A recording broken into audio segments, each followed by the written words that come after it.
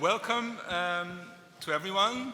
I'm very pleased to welcome, in particular, our speaker, Omar Barghouti, who is a co-founder of the BDS Movement, who will give a presentation today on the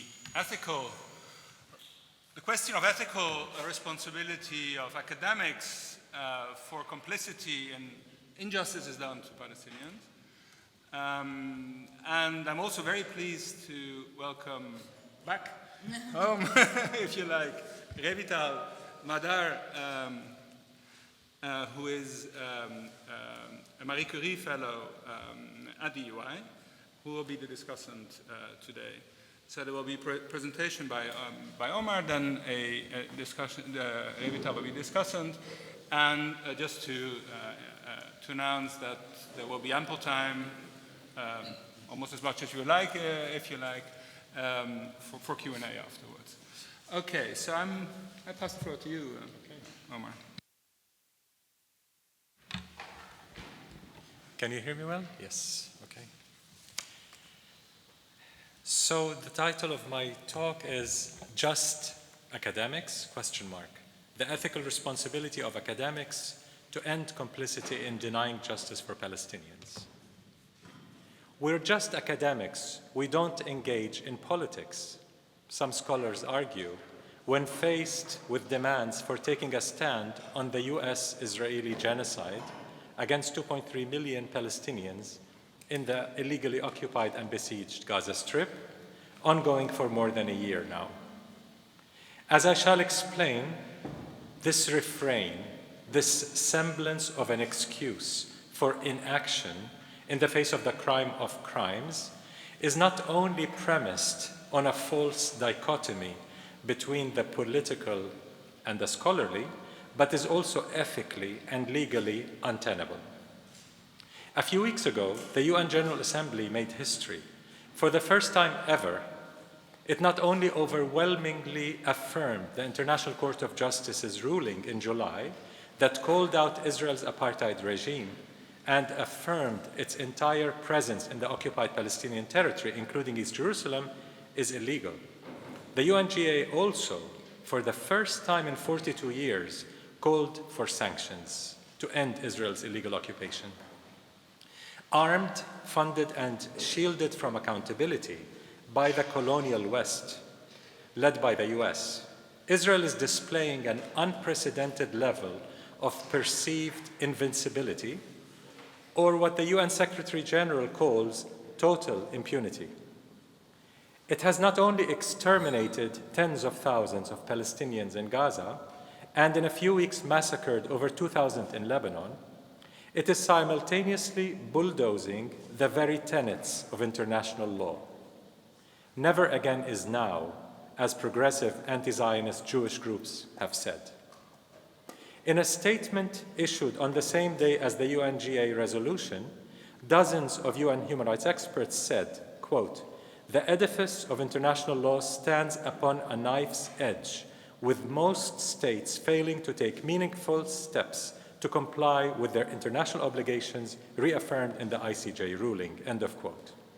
To comply, states must impose sweeping economic, trade, academic, and other sanctions on Israel's illegal occupation and apartheid regime, as the UN experts said, highlighting the military embargo as the most urgent. Both ICJ decisions this year, the UNGA historic vote, and the UN expert statements all reflect a rising global majority that not only stands with the struggle for Palestinian liberation, but also with the fundamental mission of saving humanity, no less, from a might makes right era that is relegating UN institutions to the dustbin of history.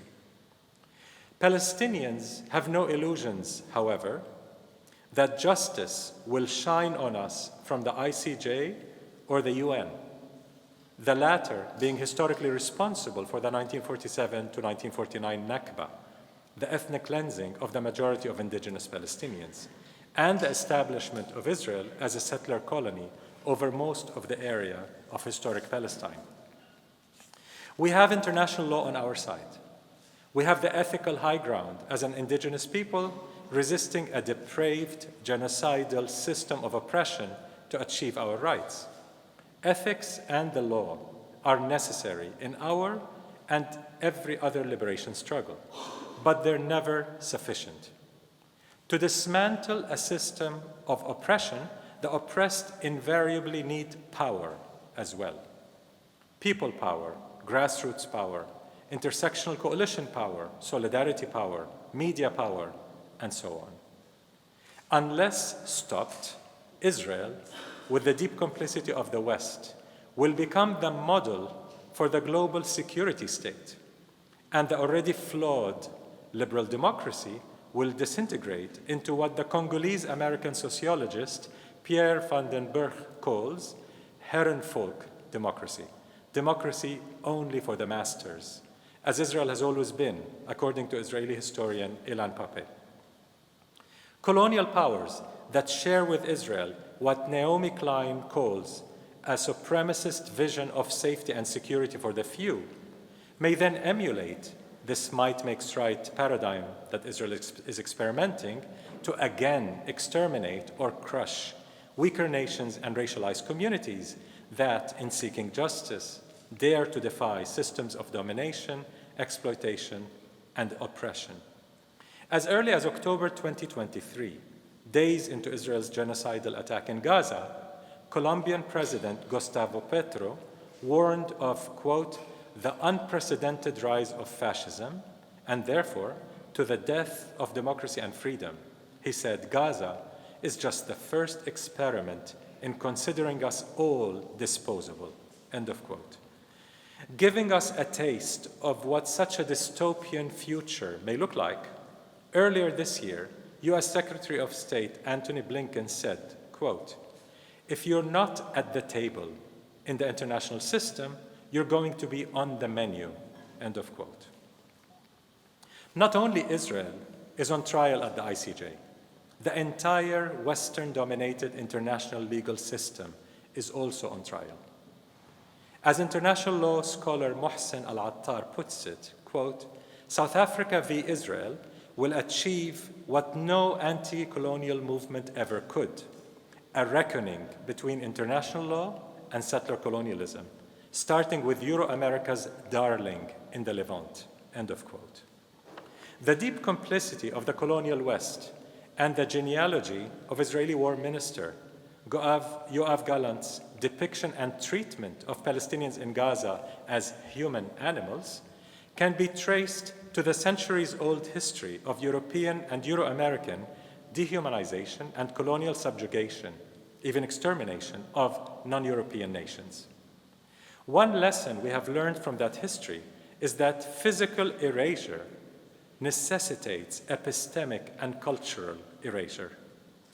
The latter always makes the former more tolerable and less contestable, as oppressors cannot be blamed for eliminating something that did not really exist, or whose existence did not constitute sufficient subjectivity.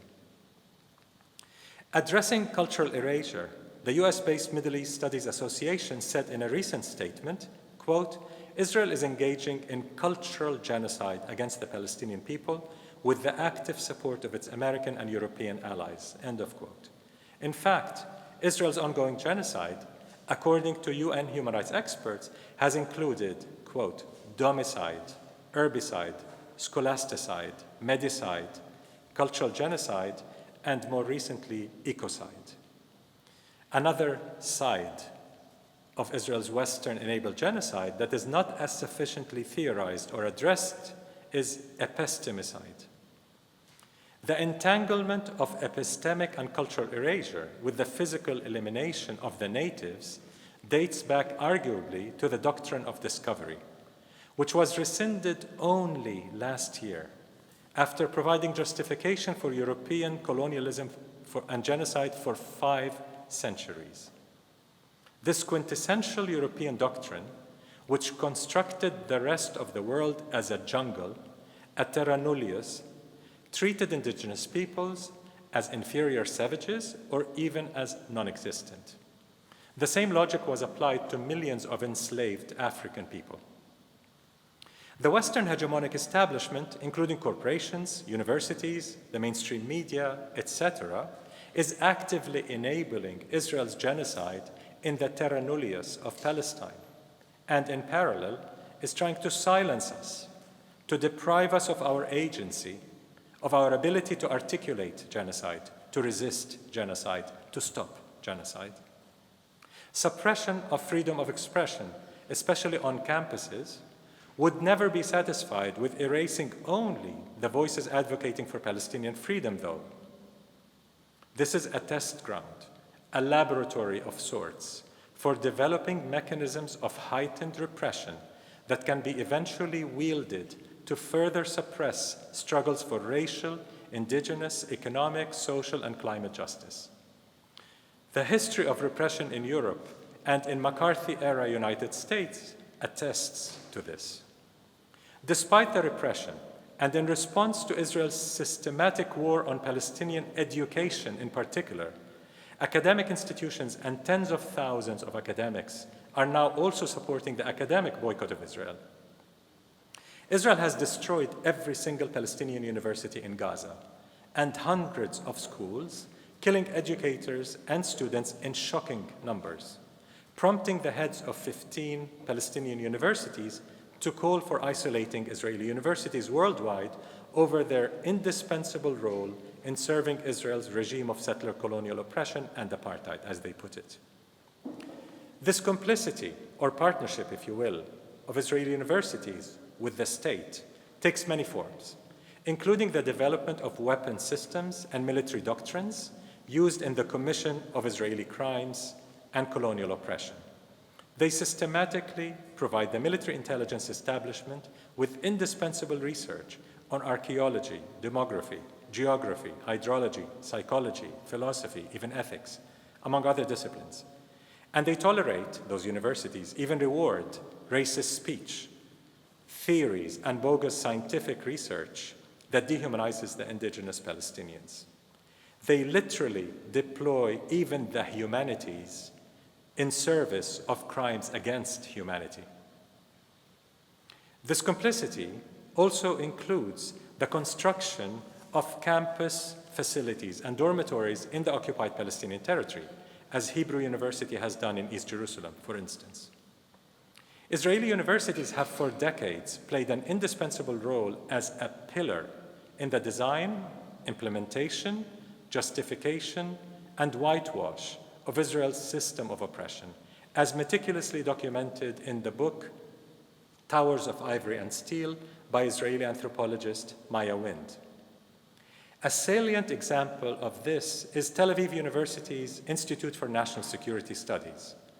It takes credit for the development of the so-called Dahiya doctrine, or doctrine of disproportionate force, with the Israeli army and military industries that is adopted by the Israeli army, which calls for, quote, the destruction of the national civilian infrastructure and intense suffering among the civilian population as a means of defeating an otherwise impossible to defeat non-statal resistance force.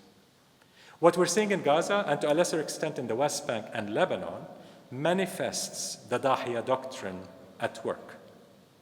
Today, Israeli universities also openly support the world's first televised genocide in Gaza. Israel's scholasticide, a term coined by Palestinian scholar at Oxford University, Karma Nabulsi, did not begin in October 2023. It goes back to the 1948 ethnic cleansing of Palestine, the Nakba.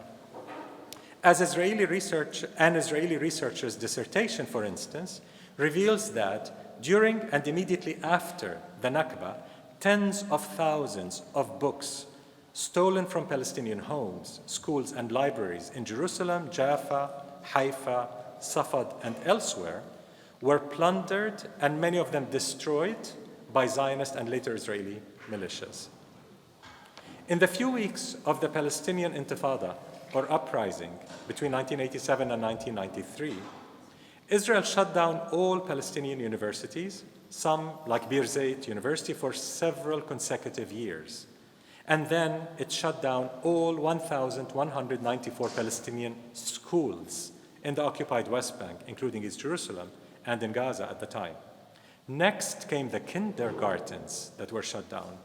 Eventually, every education institution in the occupied Palestinian territory was forcibly closed. This prompted Palestinians to build an illegal network of underground schools.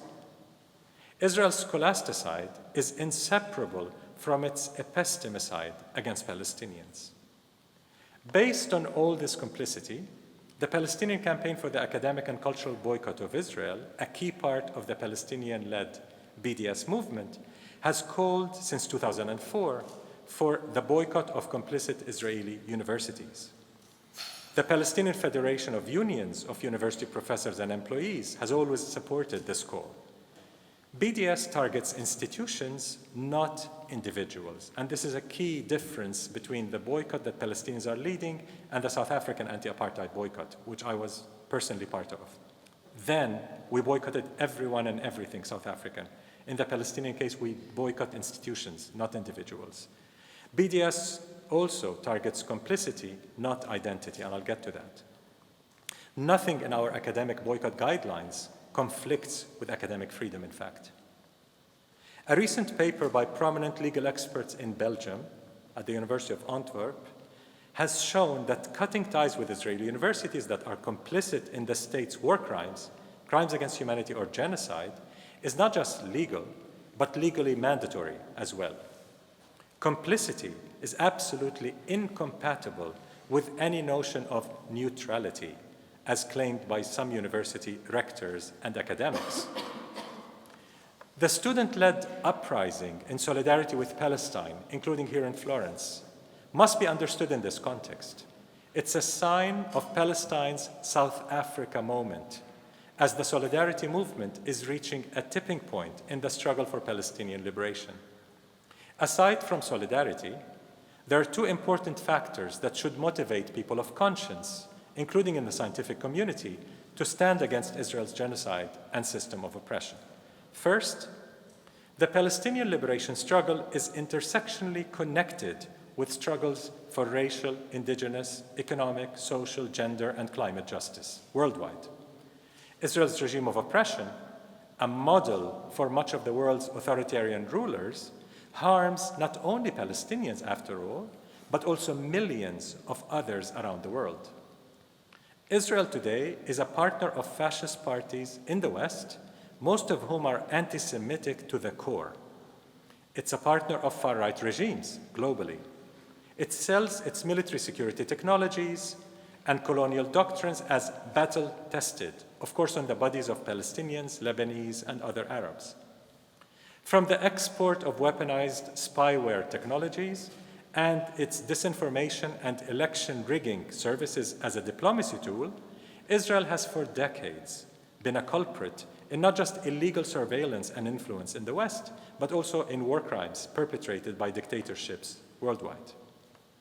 Second reason why people of conscience should care is that the most profound ethical obligation, especially in times of extreme oppression, is to do no harm and to stop and repair harm done in your name. Palestinians are not begging the world for charity. We're calling for meaningful solidarity. But before both, we are demanding an end to complicity, to do no harm. Ending complicity in grave human rights violations is a matter of duty, not discretion, particularly when one has the capacity to act to end such complicity without incurring undue harm to oneself.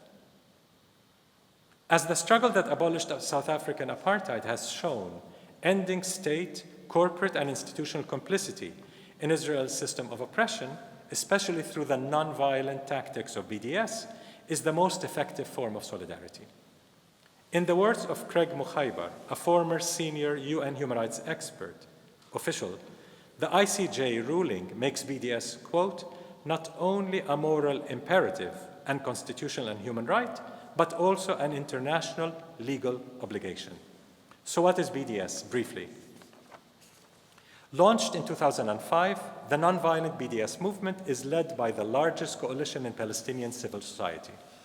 It's inspired by the South African anti-apartheid movement and the US civil rights movement, and it's rooted in a century of Palestinian popular resistance.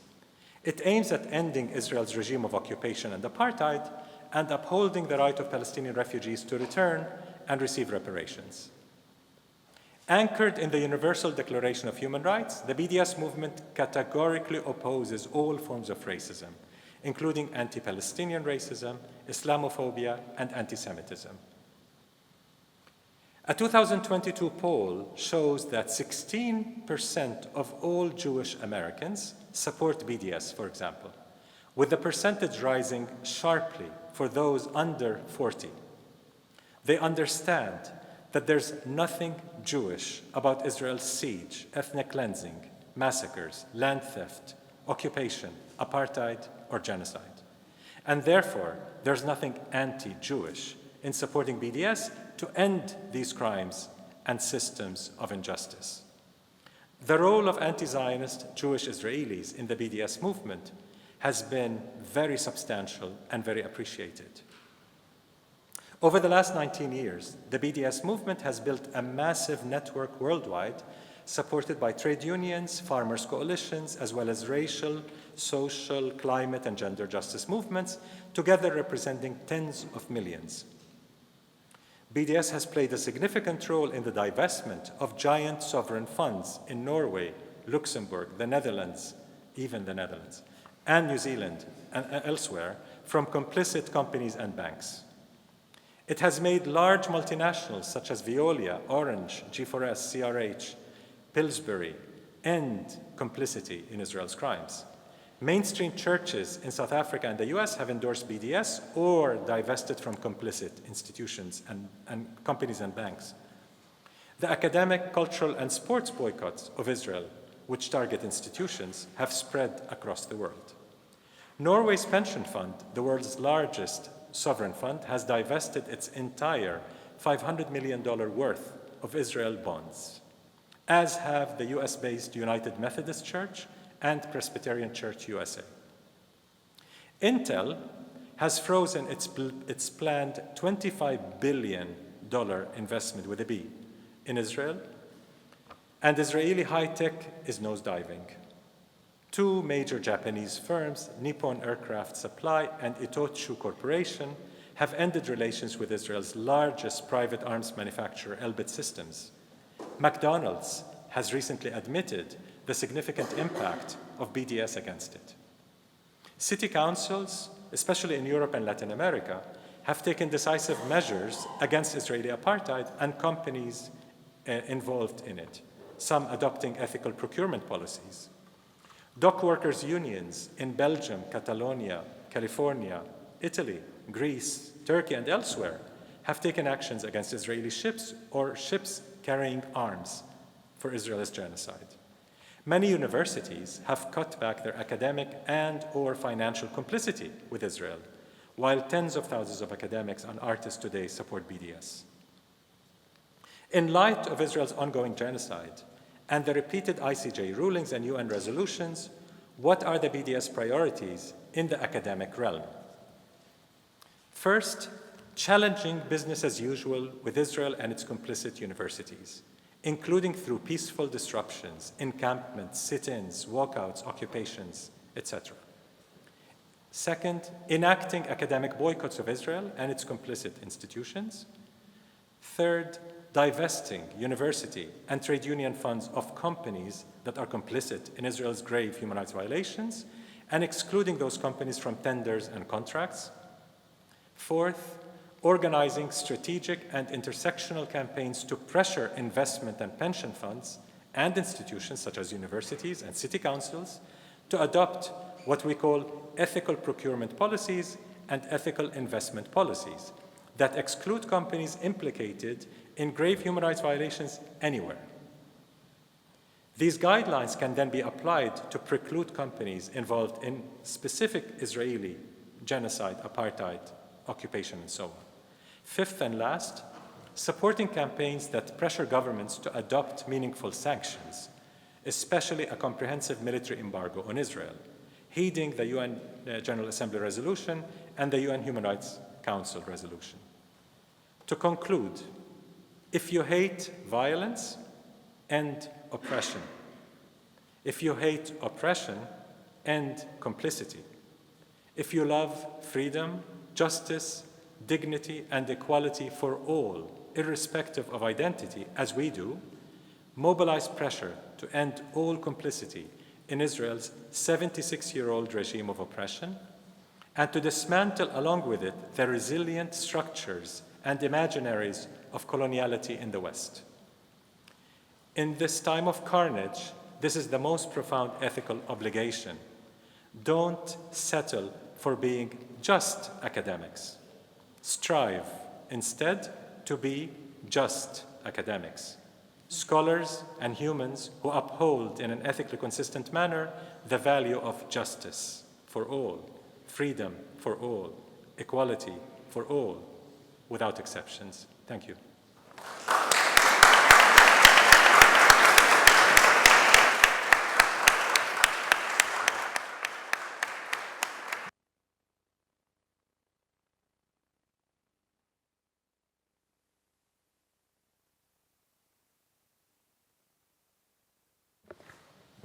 Thank you very, very much, Omar, for this wonderful talk. I'm passing the floor on to you now. Revital.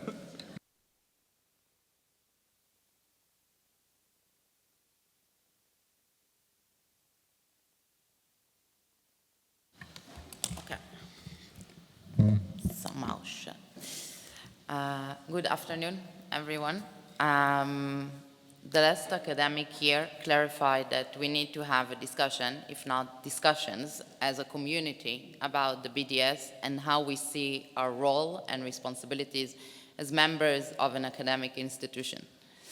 I'm thus really grateful to Martijn for inviting Omar and organizing this event, and to Omar for accepting Martijn's invitation and offering us an informed discussion about the BDS principles alongside the long history of scholasticide in historical Palestine, dating back to the Nakba.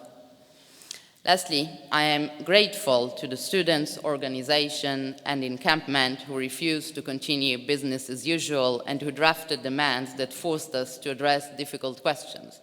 We wouldn't be here today discussing BDS and our commitments as academics if it wasn't for your ongoing persistence.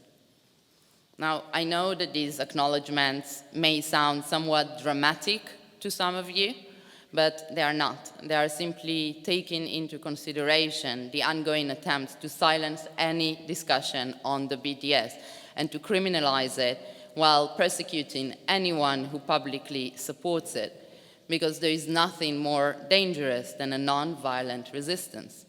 There is nothing Israel, and states in general probably, fear more. Now, unfortunately, and that's really an understatement, for our meeting to take place today, for ever more people to understand that maybe as a non-violent means of resistance, BDS is not as monstrous and illegitimate as Israel, its allies, and lobby groups have attempted to make it look like.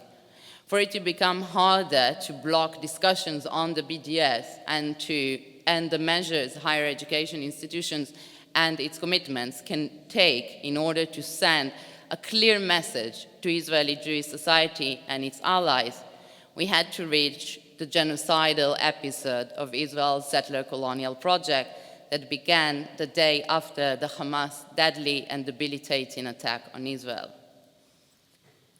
Now, in the little time I have, I would like to address one of the arguments we hear often from liberal Zionists who oppose the BDS, many of whom are opposing Benjamin Netanyahu and his government and have taken an active role in the protest against the judicial overhaul.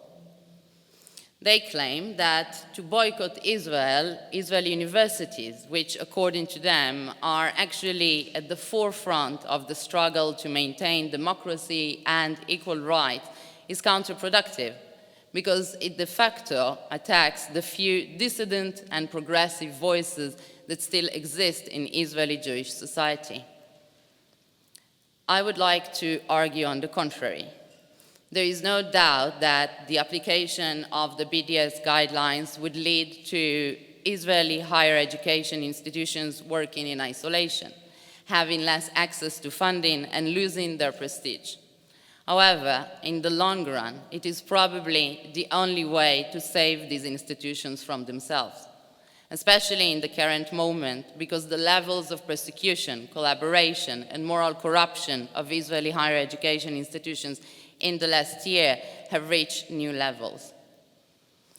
Already in November 2023, Academia for Equality, an Israeli association of Israeli and Palestinian academics, documented more than 120 disciplinary proceedings against Palestinian students due to false accusations of support of terror. According to the Human Rights Association, Adala, by the end of November 2023, there were pending procedures against at least 160 Palestinian students, majority of whom are women. Out of the 113 students who approached Adala for legal counseling, 47% were suspended before the disciplinary proceeding ever began. What were the crimes committed by the students? Expressing solidarity and care for Palestinians in Gaza and opposing the war. In October, Professor Nadira Shalhob-Kevorkian, my PhD supervisor, was denounced by the president and rector of the Hebrew University of Jerusalem for signing a petition that called to stop the war because the petition acknowledged Israel's action in Gaza as genocide. In a letter sent to her and disseminated among faculty members, thus then published on social media and reaching Israeli media, they asked her to resign, acknowledging they have no legal grounds to dismiss her. Not long afterwards, she was suspended from teaching following an interview she gave on a podcast. An Israeli right-wing organization edited parts of the interview, twisting her words so it would seem she denies crimes committed by Hamas during the October 7 attack. The Hebrew University of Jerusalem immediately wrote a letter to a member of the Israeli parliament in which the president and the dean announced the suspension of Professor Shalhob-Kevorkian, unleashing an unprecedented incitement campaign against her. Where were her colleagues throughout this campaign? Most of them joined the campaign and supported her suspension. All members of the criminology department, of which she was a member, denounced her in a public letter, undermining her work and the journals and publishers who published her work. It didn't take long for the Israeli police to raid her house, investigating her about her research and detain her. During this time, her students were threatened by the dean, who attempted to convince them to find another supervisor. They refused. Despite that, after a month in which she couldn't enter the campus, out of fear for her life, she resigned. Now, the ordeal experienced by Professor Shalhob-Kevorkian was really the most extreme case of persecution we encountered along many others of faculty members, especially in colleges, but not only, both of Palestinian, Arab faculty members and Israeli Jews who dared speak out against the war, who dared support an arms embargo on Israel. How did the heads of universities dealt with these persecutions, often led by right-wing organizations and Israeli Jewish members of the Knesset? By apologizing to the Israeli Jewish students whose feelings were hurt, by assuring the Israeli Education Minister, Yoav Kish, that he shouldn't call on the universities to firmly punish, suspend, and surveil any support of terrorism, because the universities are already doing so. It was only in the case of Professor Anat Matar, who was persecuted following a Facebook post in which she expressed her sorrow for the death of the Palestinian prisoner Walid Daka, that the president of Tel Aviv University claimed she has the right for her opinions. At the same time, he denounced the post, and instead of calling on students to conduct some preliminary research before they condemn a person, expressed his understanding of their feelings and rage. I can continue with countless examples. All clarify that aside from the long involvement and direct collaboration of Israeli universities with Israel's security bodies, whose main objective is to oppress Palestinians, Israeli universities are currently so concerned with the feelings of their Israeli Jewish students that they are de facto promoting ignorance and violating repeatedly academic freedom. At the same time, they haven't denounced professors who expressed their support for human rights violations, war crimes, and crimes against humanity. When less than a month ago, Professor Uzi Rabi from Tel Aviv University claimed that Israel should starve northern Gaza, that that's the only way for us to win over Hamas, the university claimed that he was not expressing his own opinions. When faculty members wrote a letter denouncing Rabi's statements, the dean of the university blocked the publication of the letter. Adding to these examples, the Hebrew University of Jerusalem's declaration that the Hebrew University is an Israeli public and Zionist institution, it is clear that Israeli universities have been digging their own grave in the last year because they are violating the most basic ethical aspects of scientific research: independence, freedom of expression, and I would add even basic ethical measures in research involving humans.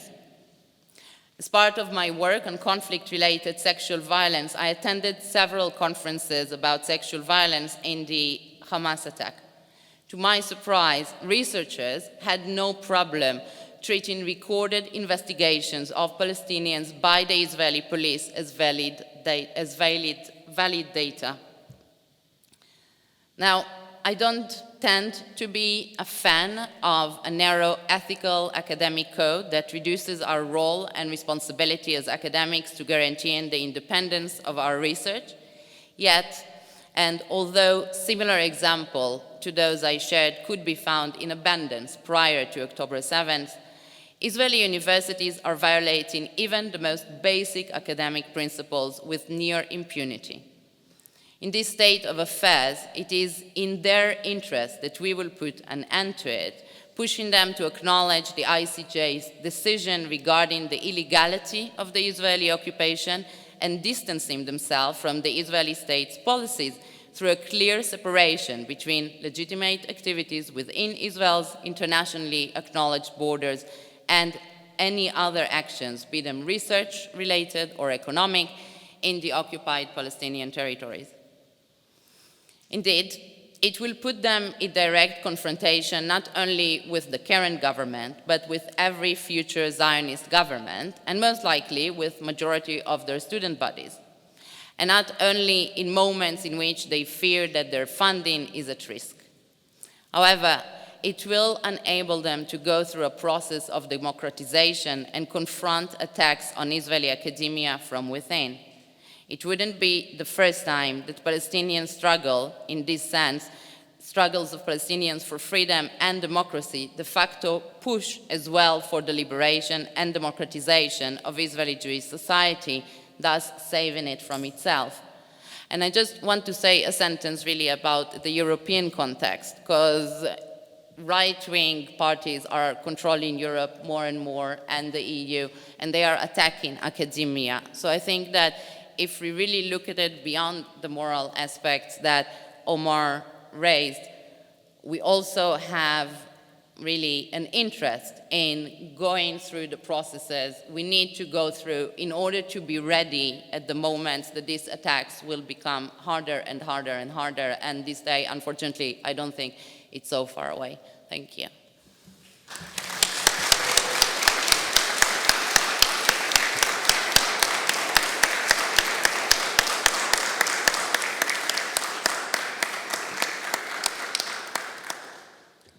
That was great, Revital. Thank you so much for your comments. Now I think we can open up for discussion, both here in the room and online. There's many people online as well, which is great. Not everybody here knows each other, so maybe when you take the floor, please introduce yourself briefly, and I'm happy to take the first batch of questions or a first question from the room here or online. Taking a number of questions together. Yeah.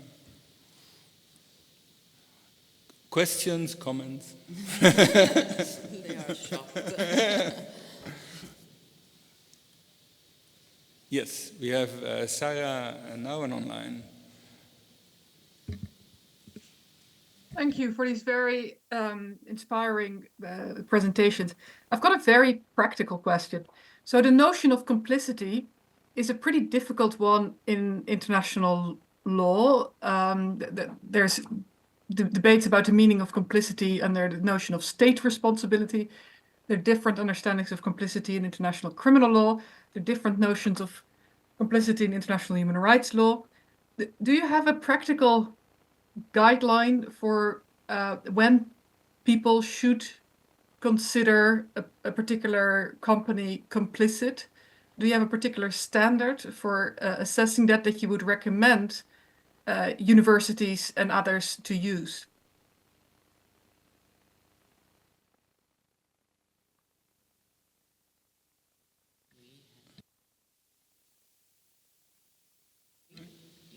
Any question? Louis Blin.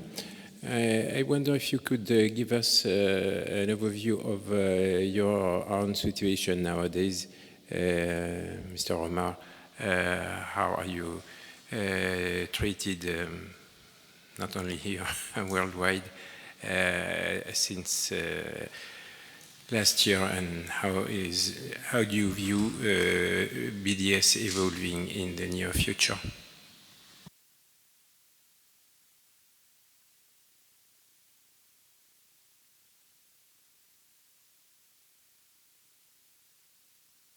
Take these first two questions, Omar.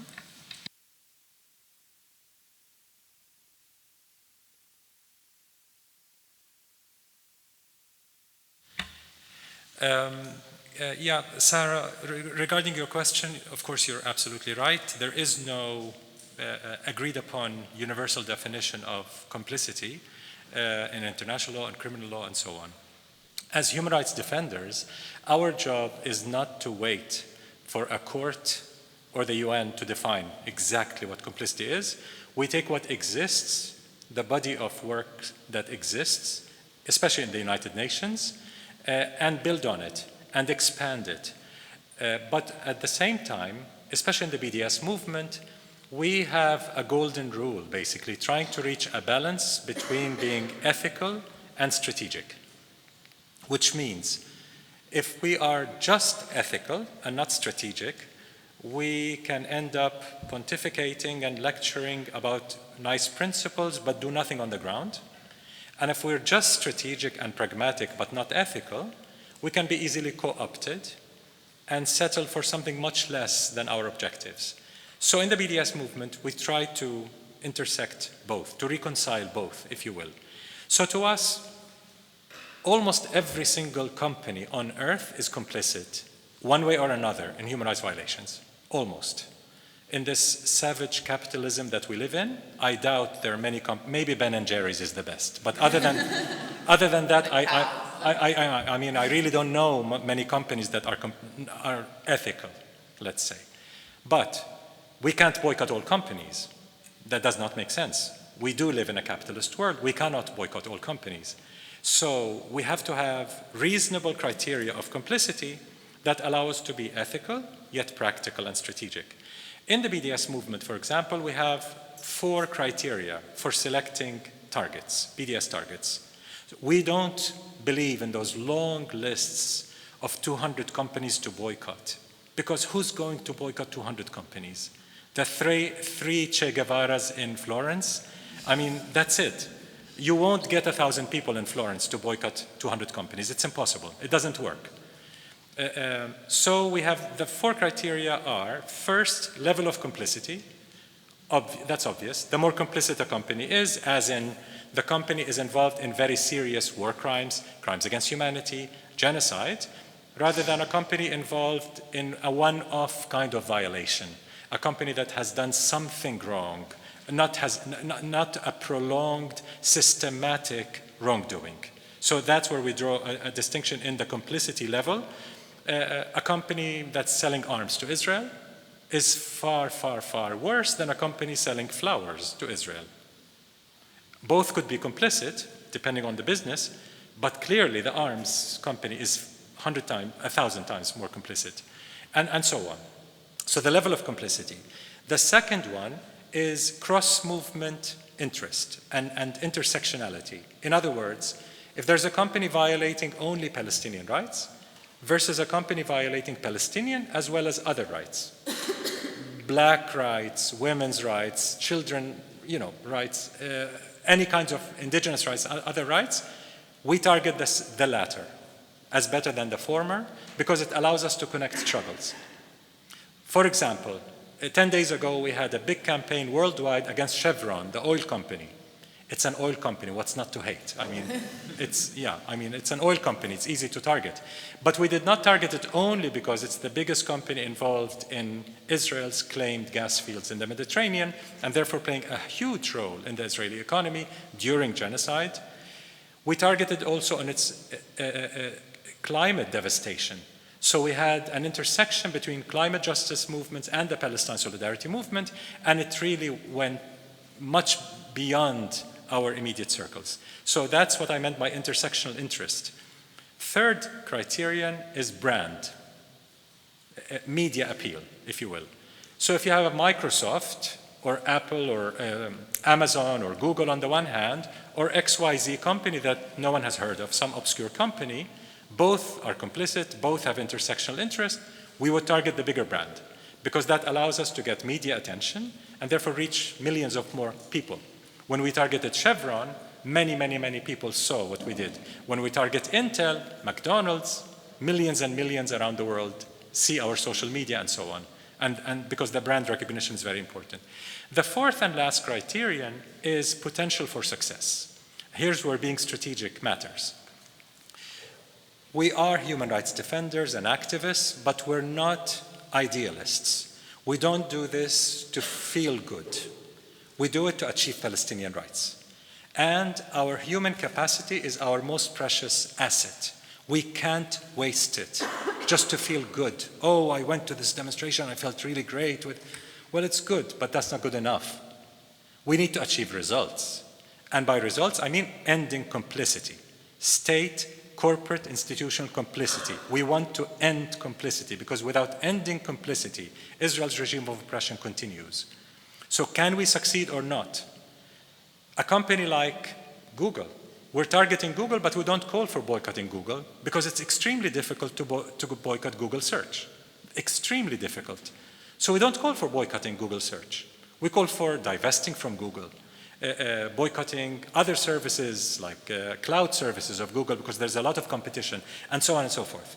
When there's a lot of competition for the search engines, and there are now, but they're growing, then we'll have the pleasure of boycotting everything Google does because it's an evil company involved in genocide. But for the time being, we have to aim at what's reasonably achievable in the foreseeable future. So those are our 4 criteria for going after companies and trying to define what complicity is, contextualizing it in those criteria. On the second question, how am I treated? And because you said you, it can mean me or the BDS movement, I'm not sure. I'd rather not talk about me because it's not so relevant. I mean, it's who cares? How am I treated? Really. But thank you, but when my people are being subjected to genocide, when we don't know how many tens of thousands have been killed, how Israel is treating me, how Israel's lobby is treating me, how Israel's proxies are treating me, becomes tiny, becomes really small in this scope of horrific carnage.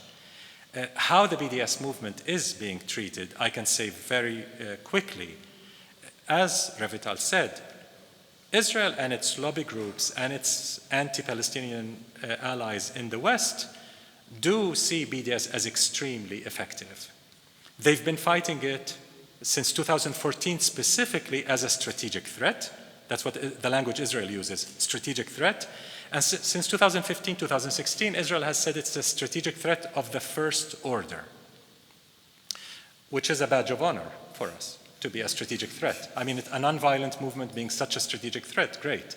AIPAC, the Israel lobby in the US, has BDS always one of its top 5 targets, because that's how terrified they are.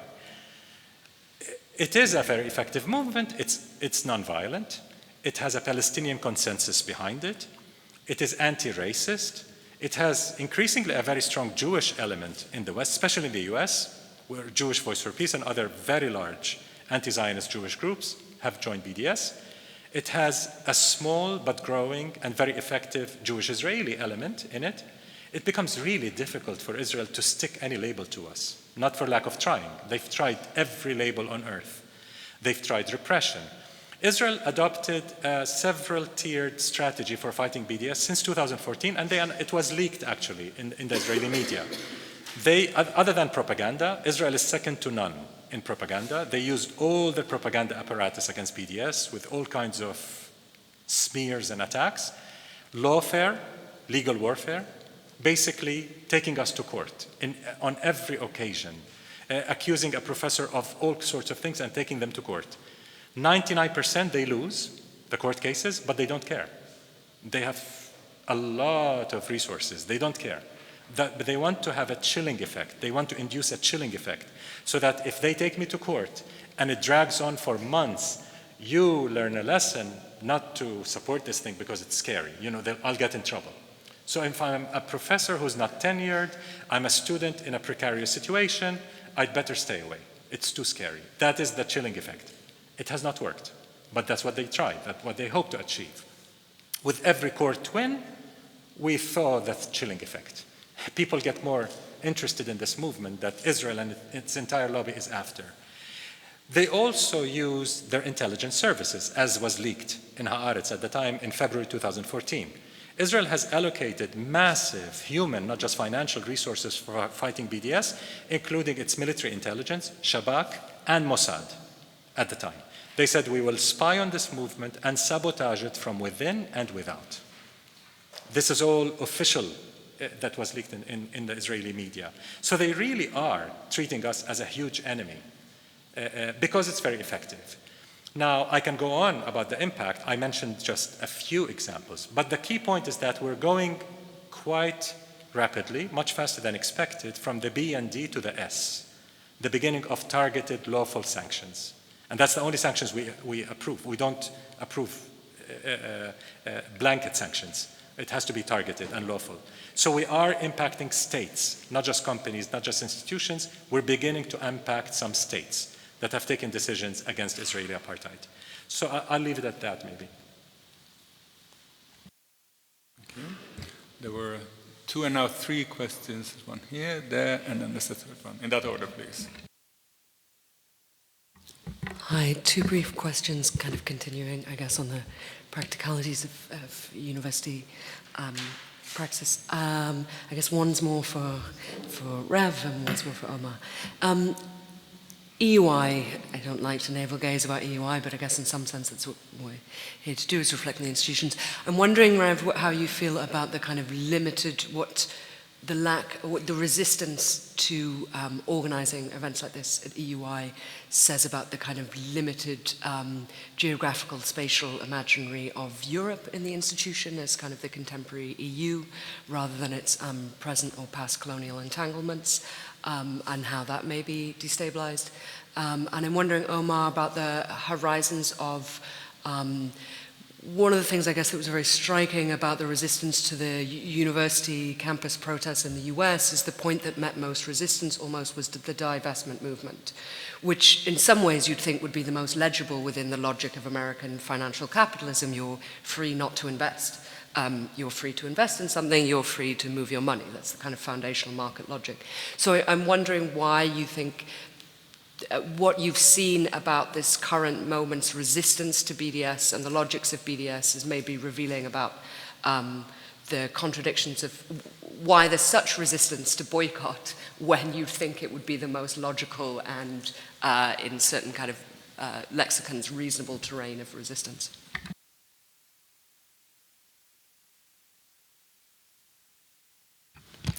My name is Adi Mansour.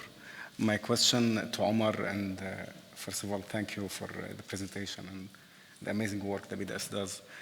With connection to what Revital was talking about the past year since the 7th of October and the complicity of Israeli academia in the repression of speech of Palestinians within, in-house, and looking at the institutions as not only sub-state actors in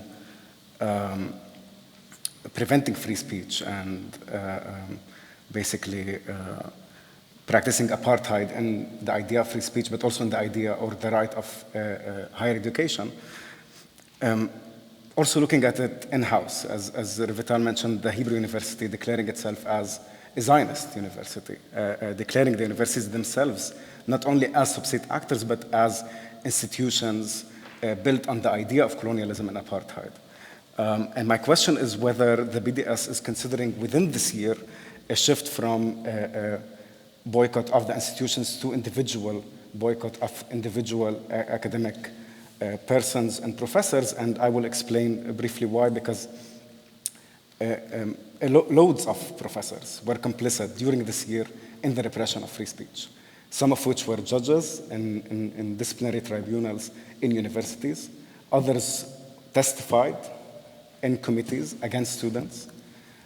Others were taken, such as Ozi Rabi, were taken as experts in other universities in order to criminalize speech and to lead to the suspension of students. And even professors from units that are supposed to work on diversity and equality within universities, such as Tel Aviv University, acted actively in order to lead to the suspension and in some cases the arrest of students. My question is, shouldn't this year actually be a time where specific individuals who are complicit in the repression of Palestinians in Israeli academic institutions should be boycotted and not only the institutions? Thank you. Thank you very much for your presentations. I'm Siobhan Smith, a fourth-year historian. I wanted to talk a little bit about the encampment in terms of some of our demands raised, which kind of talk about academic freedom and BDS movement. We wrote a report on the symposium that we did after the encampment to try and bring this together and put a bit more pressure back on the university. And Revital mentioned about, I think maybe you mentioned, but maybe I imagine that, there was an ethics committee created at the EUI for these reasons. And one of the things that I think, maybe this is my perception, but I think one of the things that we struggle with is the kind of using our arguments for boycotting or divesting and also opening up academic freedom again is kind of used against us. So one of the things you mentioned a few times about this, the BDS being kind of in agreement of protesting all forms of racism, which I think sometimes is forgotten. And I'm just wondering then how in a way we can maybe push the university more to consider that it is, BDS is appliant to anti-Palestinian racism, Islamophobia, and that we're taking anti-Semitism seriously, because I find that there seems to be a shutdown of conversation, and I'm wondering how we could, I suppose it's, what you see of meaningful steps to take this forward in terms of being taken seriously and also taking all forms of racism seriously, and to kind of bridge the gap that seems to be kind of continuously being polarized. That's a very long-winded question. Thank you. There's two more questions now online. Elif Dumus and Lauren Casson, please, in that order.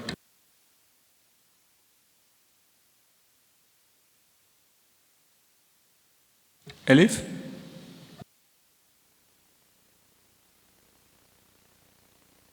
Okay, Elif, I'm not sure whether you can hear us, but we could move on to Lauren, and then afterwards we take your question. I think can you hear me? You can hear me, yes? Yes, we do, yeah. Okay, it looks like Elif might be frozen, but I could be wrong. I'm Lauren Cassell. I am a professor here at the EUI. I am a historian of science and medicine in the history department here. First of all, I want to thank Martijn for organizing this event and Omar and Revital for speaking. I think this is exactly the sort of thing that should be happening at a university like this one. And part of what I have so much appreciated about all that I have learned about BDS, which is fairly recent, is the sort of no-nonsense pragmatic combined with the ethically astute, if I can put it like that. And so I have two very pragmatic questions. Martijn knows I am concerned about one of these things.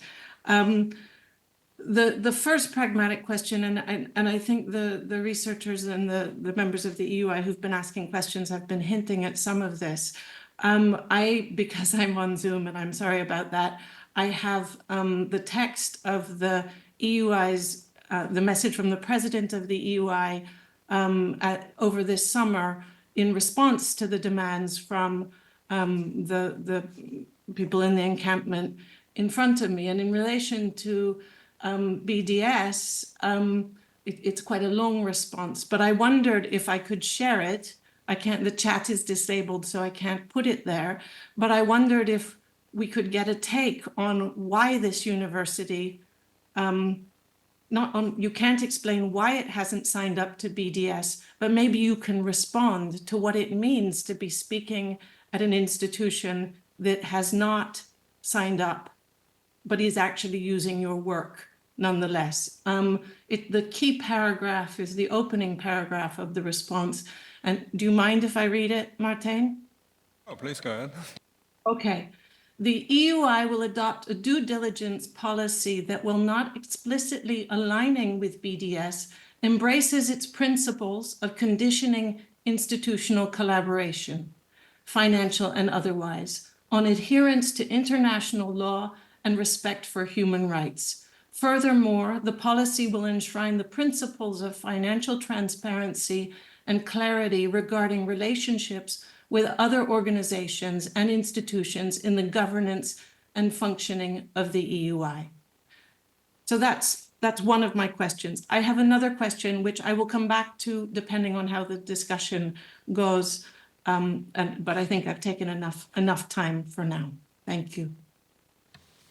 Thank you, Lauren. Elif, you're back. It's your turn.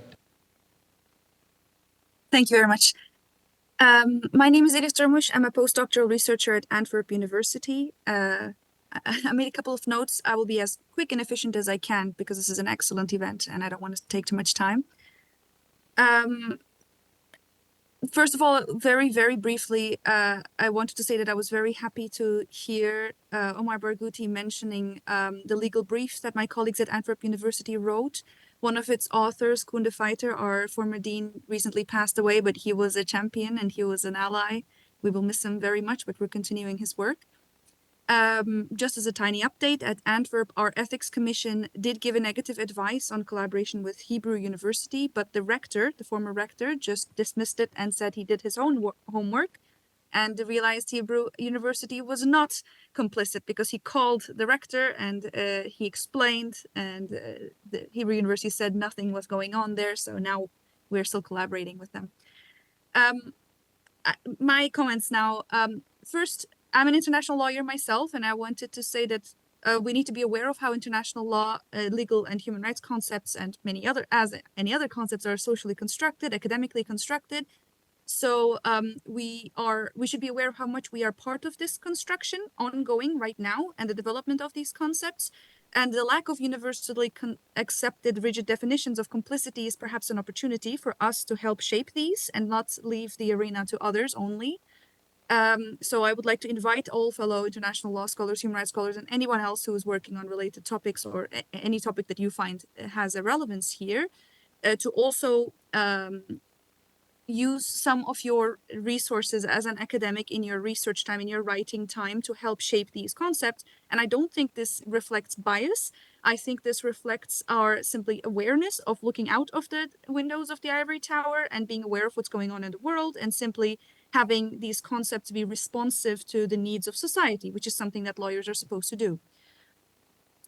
My questions are, how can we perhaps establish a more systematic, maybe semi-institutionalized, or at least more network-ish collaboration between civil society and academics for this cause, perhaps between BDS or between other organizations and groups and academics who are working on this? Because right now I feel that there are still a lot of isolated little islands working on it, and not enough of events such as this, and not institutionalized or systematic enough. How can we work on this to amplify our work? How can we have sorry, voice? Elif, working on what exactly? I did not quite get.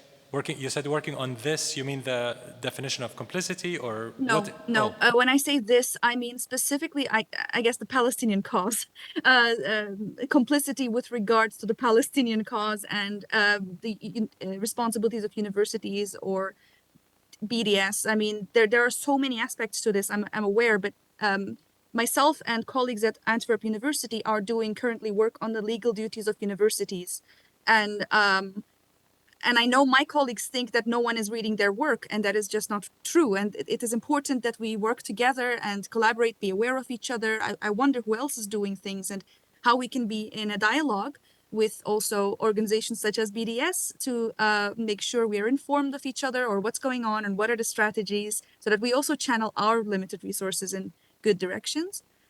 I'm almost done, I promise. My one question is, how can we have the voices, for example, of persons like Revital, heard by colleagues here in the West who are so extremely concerned about their Israeli colleagues, so that they can have at least some alternative voices kind of from the inside, point towards the necessity and the usefulness of such a movement? So that it isn't just people who are racialized as Muslim or Middle Eastern pointing out such arguments, but that, yeah, because our arguments may not count the same way. And finally, are there efforts for putting pressure on the EU funding to not flow at such force to Israeli institutions? And could we work on that as well? Because our university and Belgium kind of start saying, okay, we've done what we can, which is not true. Now just move on to the EU, pressure them instead.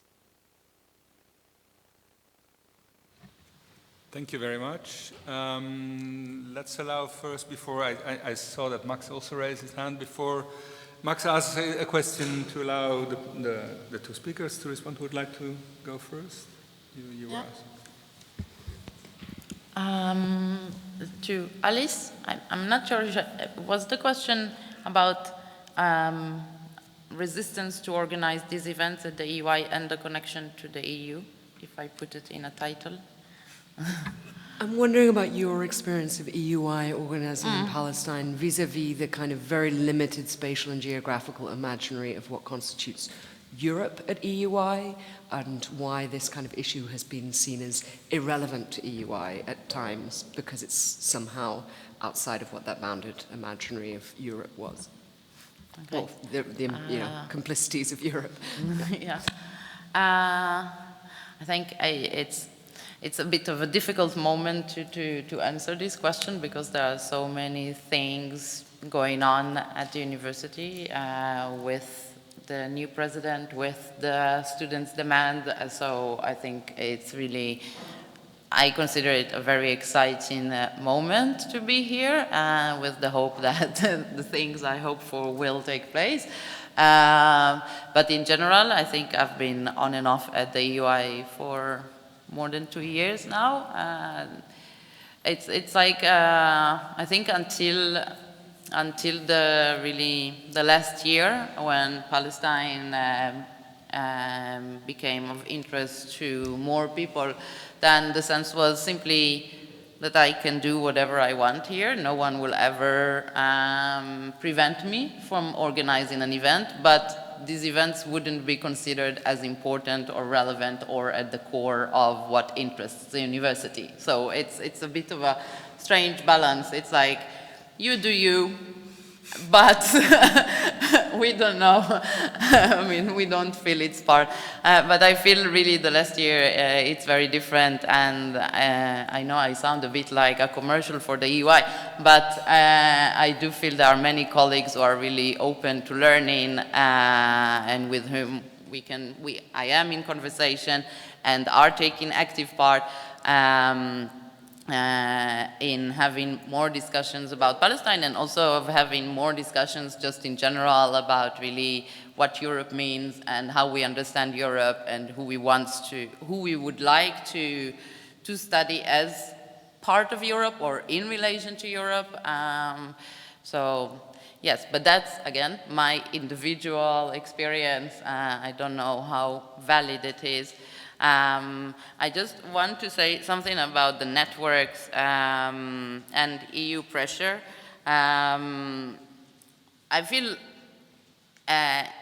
in what we can call Europe, European academia, we're not very good in networks in general. Like even if you think about the job market, like no one, like either you are connected with certain centers in France and then with certain centers in Belgium, for me, precisely ULB, for example. So I think we are not very good at that in general. Americans are wonderful about it. So I think that's like maybe a general project for academia in Europe that would be great. And I think maybe the question should be directed more to the students who really managed to have this coalition here in Florence, and a very successful one. So yeah, I think I really don't know how to put it, how you build it. We should really ask them. And as for voices like me, just for the record, I am Arab, so Israeli, but Jew and Arab. And I do agree that like throughout my time in Europe, it's clear that I've been invited very often in order to be legitimizing Palestinian voices. I'm very happy to say this is not the case here in any form and way, and that I think it's been a couple of years where I didn't get these requests, and I think we should really go beyond that, because eventually people listen if they want to listen. I mean, I don't think anyone that is committed to Israel and supports Israel ever listened to me because I'm Jewish or Israeli. So I'm not sure that's what we necessarily need. Oh, no, what have I... Okay, on the first question, on campus repression, kind of why? Why is there so much resistance to BDS when it's reasonable, when it makes sense on Western campuses? I mean, you call what you're seeing in Italy repression, but at UCLA, University of California, Los Angeles, they used rubber bullets against their students. Imagine. So the repression has gone absolutely crazy against nonviolence, even by our standards, and I've seen it all. I mean, I've been an activist for 42 years. I was part of the anti-apartheid campaign at Columbia University, anti-South African, that other apartheid. And I saw the police come on horses and beat up the students and so on, but nothing like what we're seeing now, nothing. I mean, we're reaching a level of unprecedented repression in the West. But it's also, and this might answer several questions, in fact. My analysis is that the West is in decline. It's obvious. I mean, it already reached its peak, and now it's in decline on several levels, especially ethically, especially on ethical grounds. With this decline comes this absolute nervousness about maintaining the order that we've established since World War II. But by supporting Israel's live stream genocide, you're destroying that order. It's not like you're a bystander. Europe, in particular, forget the rogue US. It's always been rogue, but it's empire and it's powerful and no one can do anything to it. But Europe always prided itself on trying to make some reasonable respect for international law to be reasonably prevalent. Not anymore. Not anymore. Israel is destroying every single tenet of international law with support from Europe. Again, forget the US. With support, direct support from Europe. Almost every single European country is arming Israel or allowing arms to go to Israel. Every single one, including Luxembourg, Norway, Spain, Ireland. Every country that has massive support for Palestinians, the government is guilty, is partly complicit in genocide. Every European country, not to mention the fascists, Austria, Germany, Hungary, Czech Republic, and so on. I'm just talking about the normal countries, and of course Italy. So with this level of complicity, they're destroying international law. So this massive nervousness is manifesting itself in this unprecedented repression against anyone who challenges this order, basically. Anyone who challenges the oligarchy that's rising across Europe, as it has already in the US. The US has been, as Bernie Sanders has said, an oligarchy for many, many years. Now it has crossed the Atlantic. Now we're seeing oligarchy in Europe. The people feel some way, the government acts some way completely differently. How come you have fascists rising to power, as Revital has said, in half a dozen European countries? It just does not make sense. How is that in the interest of the 99% of the Europeans? But it's happening anyway. So there's this nervousness, and that leads to repression. BDS is extremely effective, and therefore is seen as terribly threatening to the order. If students get their way with the encampments against their institutions, and they force boycott and divestment on their institutions, what's to stop progressive forces from changing this order, from serving the interests of the 1% and the financial centers and the hedge funds and the big tech companies and the military companies and the security companies to serving the people? What would stop this crazy idea of labor unions and progressive movements pushing government to actually serve their interests, not the 1% interest? So they're terribly scared. The oligarchs everywhere are terribly scared, especially in Europe. So this extreme repression against BDS is because they see it as an opening to empowerment. When I was at Colombia and we fought against South African apartheid, why did they act so incredibly nervously? Because they saw if we succeeded with divestment against apartheid South Africa, we'll take on the next cause. There wasn't a climate justice cause as it is now, but see what's happening with the climate justice movement. They're forcing one institution after another to divest from fossil fuels, from banks that support fossil fuels, and so on. So the 1%, the masters of the universe, are terrified, including of BDS. And that's why this incredible level of repression. It's also to serve their favorite settler colony in the Levant, as one international law expert said it, Israel. It has to be above the law, and it has to be protected from any accountability, from the ICC, from the ICJ, from anything.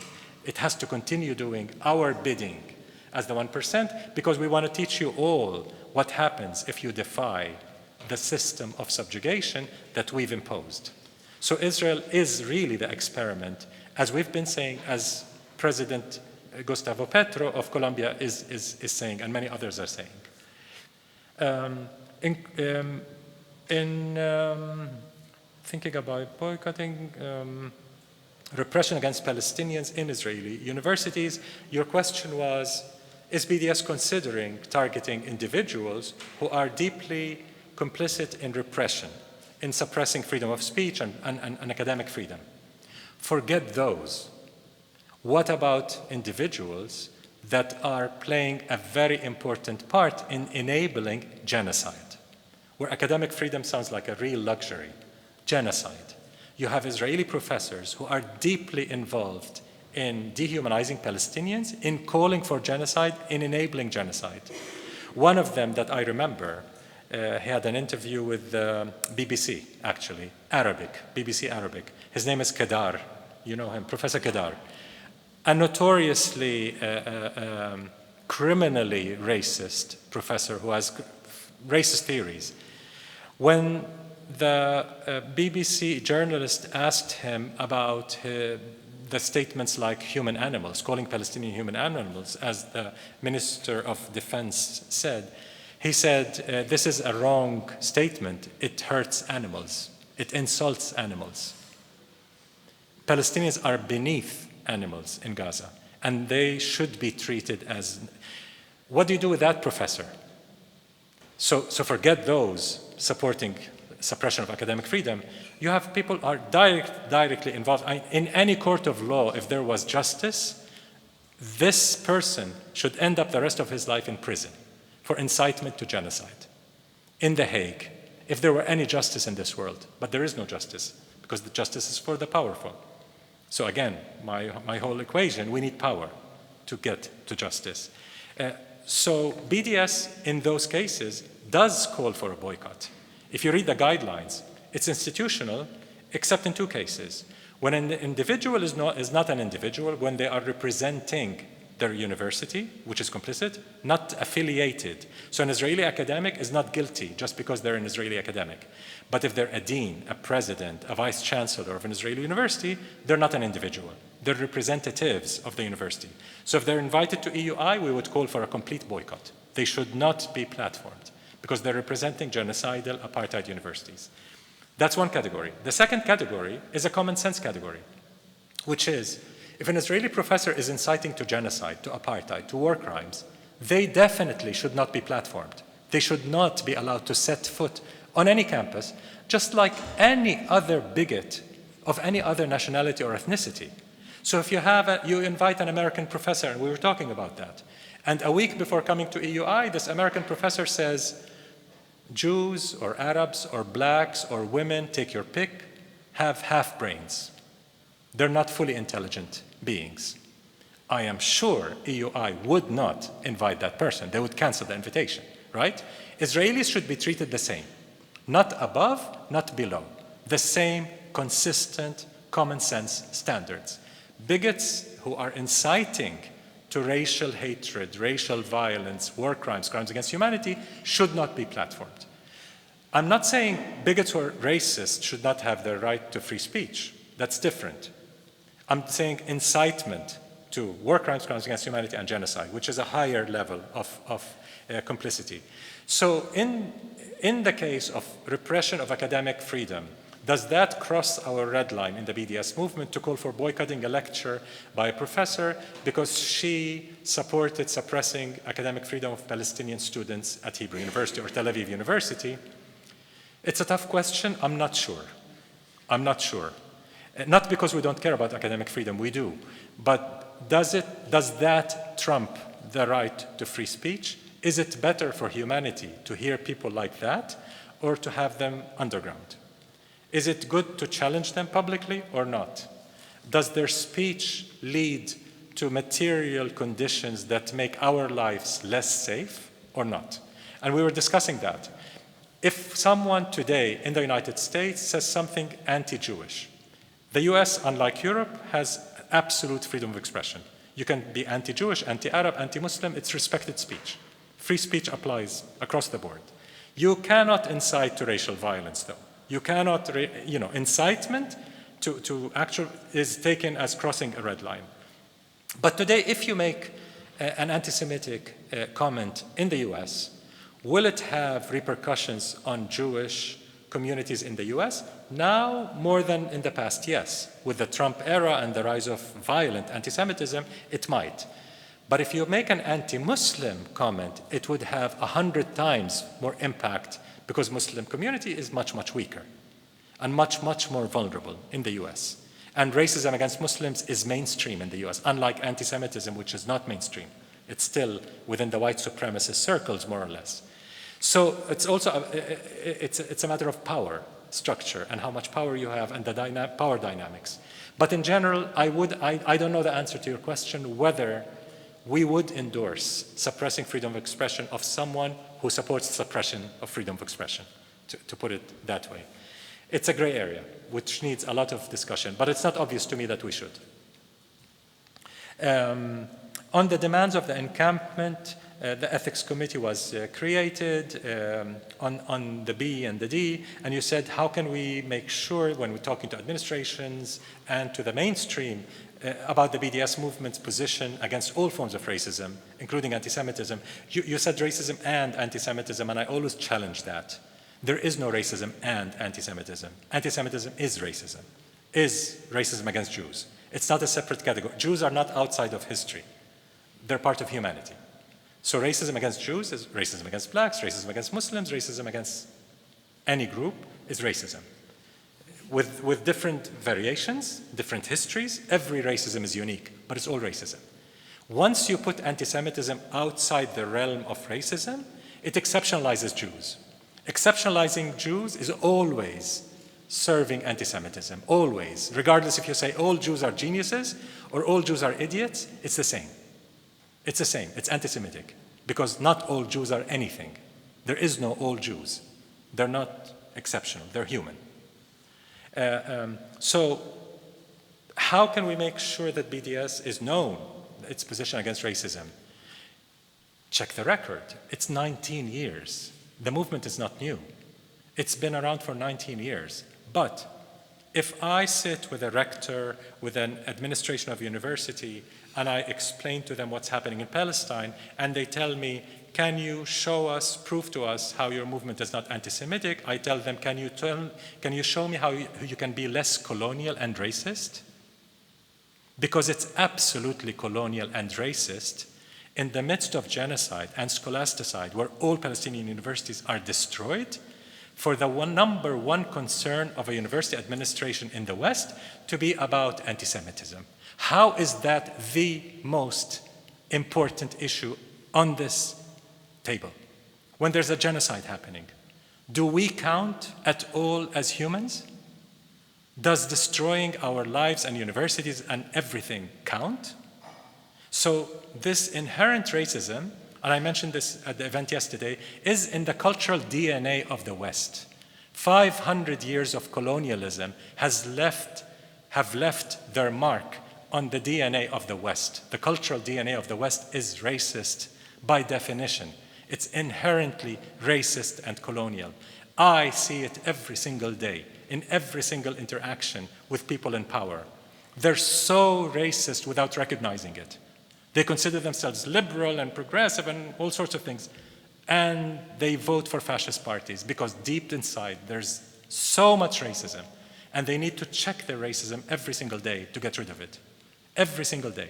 Otherwise, they become racist because that's what you grow up with in Europe. But again, check our record.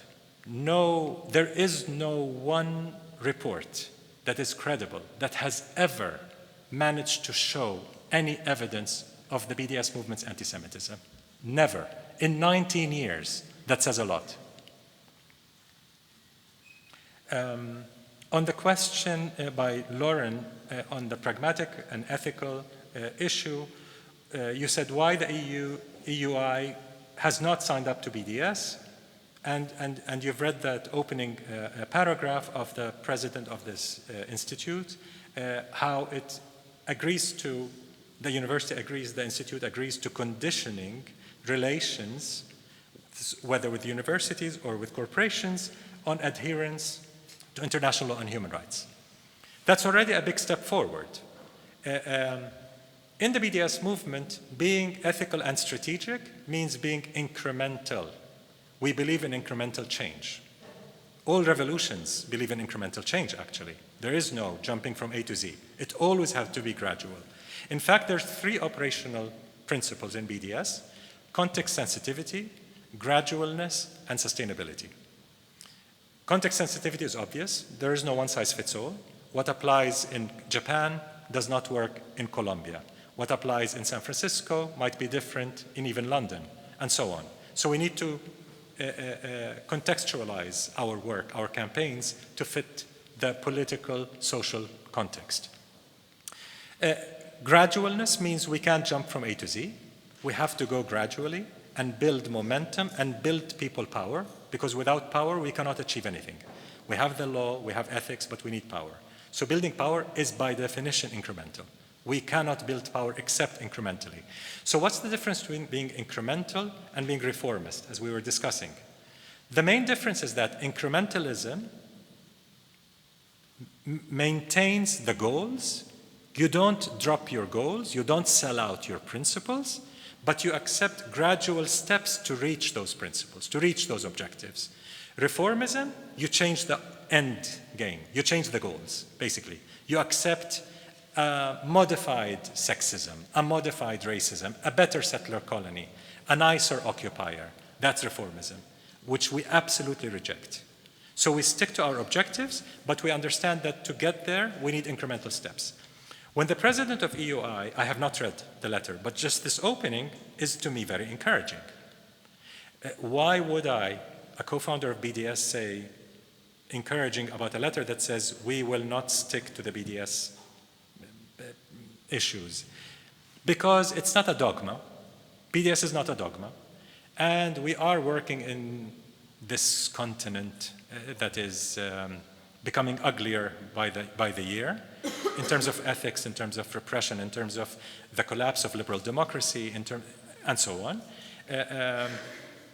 So we understand that an institute like this may not be able to survive if they took a very blunt position saying, yeah, EUI from now on endorses BDS. Well, good luck with the European funding. That's the end of this institute, really. That would be the end. In the current moment, the Germans will make sure to shut you down tomorrow. The Germans in particular, Israel's proxies in Europe. They will shut down this institute tomorrow. So what do you do? And the Germans are the biggest funders always. What do you do? So forget BDS. We don't mention BDS. In this lecture, there is no BDS in the title. Don't think that's an accident or an error. Very intentional. We don't care about the label. We don't care about the credit. We're not an NGO that cares to show, oh, you know, we got this university to endorse BDS. We want results. We want ending complicity by any means legally and ethically possible. That's what we want. If we can reach the end goals without mentioning even BDS, fine. Who cares? Who cares? So if this institute tomorrow adopts ethical principles on academic ties, on procurement, on investment, and on funding, and they're the same, this institute shall not contract, shall not have relations with entities, universities, corporations that are systematically and for a prolonged time involved in war crimes, crimes against humanity, or genocide. That would be excellent for us, because the next day after the institute adopts those guidelines, we can go and tell them, by the way, Microsoft is involved in supporting the genocide. Drop funding from Microsoft. Don't give them the honor of having EUI as a sponsored entity for Microsoft. Don't whitewash their complicity in genocide. But now, when we go to them, they say, oh, you want us to give up the money? So we can't go to Microsoft before going to an ethical principled approach. They have to adopt an ethical code, if you want. I don't like code with ethics, but set of principles, because you cannot codify ethics really. Set of principles, ethical principles. Once they do, then we can move on to the next step. So that's what we do in BDS. Again, in one situation we were discussing that, sorry this took much longer, but I wanted to share as much as I can. At a university, without mentioning names, in California, where the students led an excellent struggle and the faculty supported them and the unions and everyone, and the university administration agreed to divest from all military companies supporting Israel, without mentioning the last part, supporting Israel. But they will divest from them without mentioning Israel. The students and many of the faculty wanted to celebrate. Some students said, oh, that's a sellout. They're not mentioning Israel. They're not condemning the genocide. We cannot take this. We'll continue the encampment. And they asked us in the BDS movement, especially PACB, the Palestinian Campaign for the Academic and Cultural Boycott of Israel, which handles campus work. So we said, are you out of your minds? Of course, celebrate, you idiots. I mean, what's wrong with you? They're ending their investments in all the goddamn military corporations in the United States. You know how precious this is? They don't have to mention Israel. Next, maybe in 5 years, maybe in 3 years, we'll force them to mention Israel. We don't have that power today. Our power today allows us to get this far. Take it. So what's the measure? Take it or leave it. Take it or drop it. Is it reformist or is it incremental? Is it a step towards the goal or is it a step away from the goal? I am here today. My power is here today. My goal is here. Accepting this puts me below or puts me above. If it puts me above towards my goal, take it. Take it. That's how you build power, incrementally. If it puts me below, it's reformist. I'm getting away from my goal. I'm selling out. I'm being co-opted. They accept me in the receptions, then they give me a seat at the big table, and the deans look at me, with respect, and I feel, oh, great, I'm being respected. Who gives a damn about your respect? It's about ending the genocide. Are you getting closer to that goal or not? So we always have to keep our eyes focused on why are we doing this solidarity? It's not about us, it's about the people we're standing in solidarity with. Always remember that. It's not about repressing you, it's about the solidarity with people facing genocide. Always. Elif, and the final point, absolutely I agree with you, and that's what I called for, and I'm glad you're calling for the same thing, which is we have to play a role in the definition of complicity. We don't wait, as I said, for the court or for anyone else to define it. We, the human rights community around the world, the solidarity movements, the unions, the progressives, we have to play a very active role in defining what complicity is and what level of complicity triggers boycotts, triggers divestment. We absolutely must. Regarding how can we collaborate more, cooperate more, and put more pressure on EU funding, there's a lot happening, but you're absolutely right. Not everyone is connected to everyone. Contact PACB. PACB at bdsmovement.net or info@bdsmovement.net.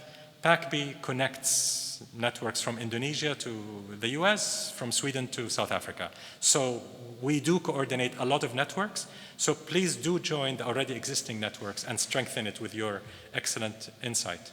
Thanks. Sorry this took way too long, but... No, I think you're fine. So we have 2 questions online. It may be accident and no pressure on anyone, but all the questions in the room seem to come from this side. Maybe there are also questions on the other side. I don't know. Yeah. So the first is Max, and then Alain. Yes, hi. Thanks so much for this great talk. And thanks for coming by yesterday as well in the square, Omar. It was really good. So just 2 hopefully quick questions. So you mentioned the need to be strategic, invoking, for example, Google search. So here at EUI and generally in Europe, when it comes to BDS at universities, one of the most contentious or probably painful targets for BDS is the Horizon funding program of the EU. It's a very important source of funding for the EUI and other European universities. At the same time, Israel has received more funding than many EU member states, for example, over 600 million euros up to May of this year, for example. And when us researchers from the Florence encampment invoked the Horizon funding as a possible target for the boycott movement, we faced very strong backlash and claims of it being impossible, of it being utopian, to pull out of this funding. So could you tell us your take from the BDS side on how to be strategic when it comes to such large entanglements for places like EUI, and how these bigger targets could be an opportunity for, like you also mentioned, continuous discussion and continuous advocacy, rather than being abused as a type of trump card played by those opposed to BDS, framing it, like I said, as impossible or utopian. And then just a second quick question that is maybe a bit more provocative. What would you say to those that invoke the need for universities to be neutral, and that the question of Palestinians' right to dignity and life is a purely political question that universities cannot take a position on for fear of alienating those that supports Israel's so-called right of self-defense?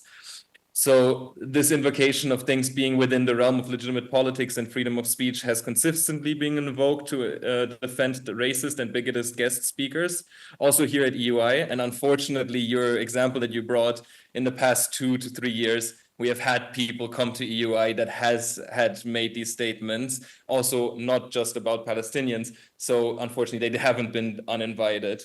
So maybe could you tell us a little bit more on this as well? Thanks. Thanks, Max. Alain?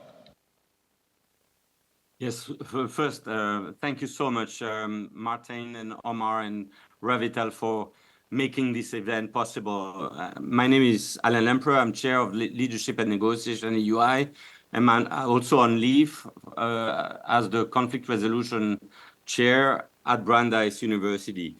I think that the UI needs to have more events like this, powerful events that promote both the conditions for peace, but also the future of peace and how we could really make that happen. Just a few elements, sorry, about myself. For 30 years, I've been involved in mediation work.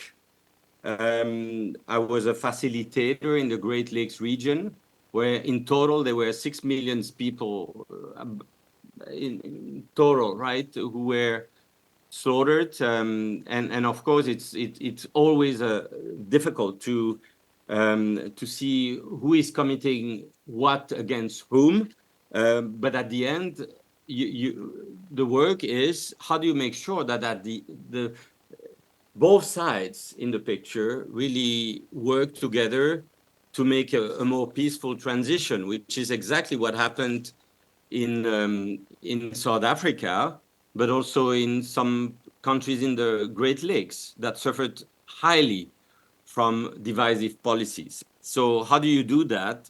And how do you end the current stalemate? And I was in Gaza, and I hope that many people who talk about Gaza have been to Gaza, and it's a terrible place. It's a place where you feel the oppression of people. You also feel the oppression of people in the West Bank. I was advocating for nonviolence in Gaza, and I was doing this with leaders from the different factions in Gaza, with academics, with the youth. And a few months later, there was an attack that was not peaceful, where Israelis were killed and 10 times more Palestinians were killed. So I feel sometimes that the people who are really care about peace fail so much in trying to advocate for what I called activist neutrality, right? I think that there's a lot of discussion about that neutrality is complicity. I think that also neutrality is a capacity to bring Israelis at some point and Palestinians together for a better future for the region. I also saw how Palestinians are treated in Hebron, and I advocated the same message on the Israeli side. I have never been to the region, as we call it, without advocating the same message on the Israeli side and the Palestinian side. So I think that everybody in the room is really caring about Palestinian rights, but we also care about Israeli rights. And I think that's the problem of the whole discussion. We need to find a way, the same way Germany and France, after terrible years, right, of slaughtering each other, that they found a way of moving forward. So I have 4 questions. Sorry for the 4. Is it clear? And I think that it was clear from the conversation so far that BDS is endorsing 100% nonviolence. And my follow-up question is, can you first condemn the October 7th attacks, terrorist attacks against civilians, but also the war of aggression against Ukraine? I know it's a non-related issue, but I think that I heard a lot of attacks against the West, a lot of attacks against the United States. I didn't hear how sometimes people feel very comfortable with the fact that a big country attacks a small country that has not aggressed it. And also, my next question is, how does BDS influence the actors, both Palestinians and Israelis, who really work for violent outcome of this issue, right? So I think that there is a need to really address that. How does BDS work on the Palestinian side to make people realize that somehow the 40,000 people were killed in Gaza, or 30,000 more people in Gaza were killed as a consequence of what happened on October 7th, right? I think that it's disproportionate. We all agree with that. And you enlighten so well where that theory comes from, but that doesn't question the fact that it started with violent actions. So I finish with one last question. How do we work in such a way that we create the conditions for the day after? Israel must be part of that. The Palestinian authorities must be part of that. How do we create the conditions for a fair peace where the human rights of both Israelis and Palestinians are met at the end? Sorry, I was too long. Thank you. So we have 3 new questions now. David here first, and then there was a question here, and then a question there. And then I throw in one more comment. Okay, thank you so much for being here and for the talk you gave us.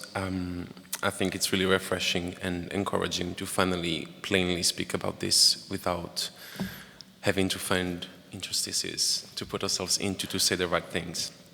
I just wanted to bring up some of the experiences that we had during the encampment. Out of our 4 demands, the most difficulties we had was with BDS. So we had a lot of solidarity of whatever kind of actors, citizens of the city that came up and showed solidarity with our mobilization.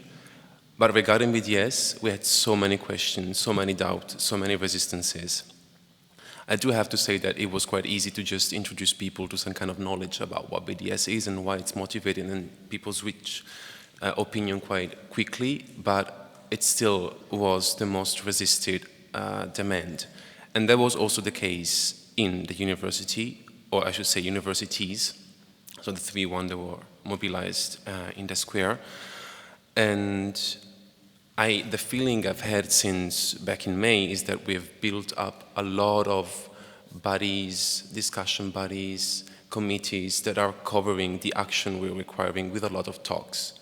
And the feeling I have is that compared to other requests that were like more talkative, so express, declare, demand the end to genocide just as statements, this is concrete action and it's not being done. So we understand bureaucracy, administrative constraints, but the reality at the end of the day is months have passed and nothing has been done. So it's helpful that discussions are being open to understand what should be done, but the feeling I personally have is that a lot of words are covering action.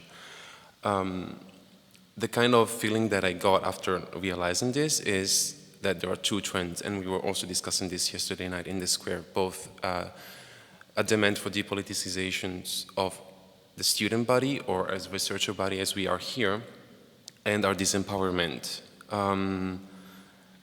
in a way that silences our requests as soon as they challenge the status quo, while the space for politics is being kept open in universities in other cases that are working according to status quo. And I'm thinking, since we just, reference was made to this, about the swift reaction of most universities in Europe after the Russian invasion of Ukraine, also in terms of action that were being proposed. And I want to bring 2 quick examples from the encampment of this kind of disempowerment. The first one is how our requests have been co-opted somehow. So in UNIFI, so the Public University of Florence, an ethics committee has been created, but it's been divided into 2 bodies. At least the proposal wants to divide it into 2 bodies. The first one considers general ethics questions and issues, and students can participate. The other one can give recommendations about agreements with specific entities, and students cannot participate there. Only professionals are allowed to give an option. And I think this is a clear example of how maybe it was us that did not do enough, or the university that was really good in co-opting us, but there was an unexpected and undesired result. The other one was, after 10 days in the square, we all got the feeling that institutions were getting used to our presence. They were not doing anything anymore. The police was not there anymore. Universities were not responding anymore. They just got used. So the feeling is really about we are being disempowered. Yesterday night you were talking about the neoliberal trend in universities and how this is changing. It's already happened in the US, but it's also coming to the EU. So there's a kind of huge imbalance of power, and really the feeling is that students and researchers, or the ones that stand at the bottom line of the kind of power hierarchy of the university, don't matter anymore. So my question would be, what are your advices or suggestions for us to navigate these kind of situations where we can mobilize as much as we want, but right now we're not finding really ways to escape this empowerment that is strictly linked to the kind of neoliberal system that is affecting our universities?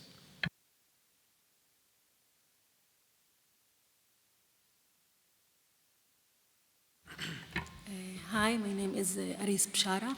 I have a question to Dr. Omar, and thank you for coming to UI. The first question is how the war on Ukraine mobilized the boycott process in corporations that you were. And the second question is, yesterday in the piazza you mentioned how it's important the international law, to use the international law, knowing that is a colonial project, how we can use it in order to make it more to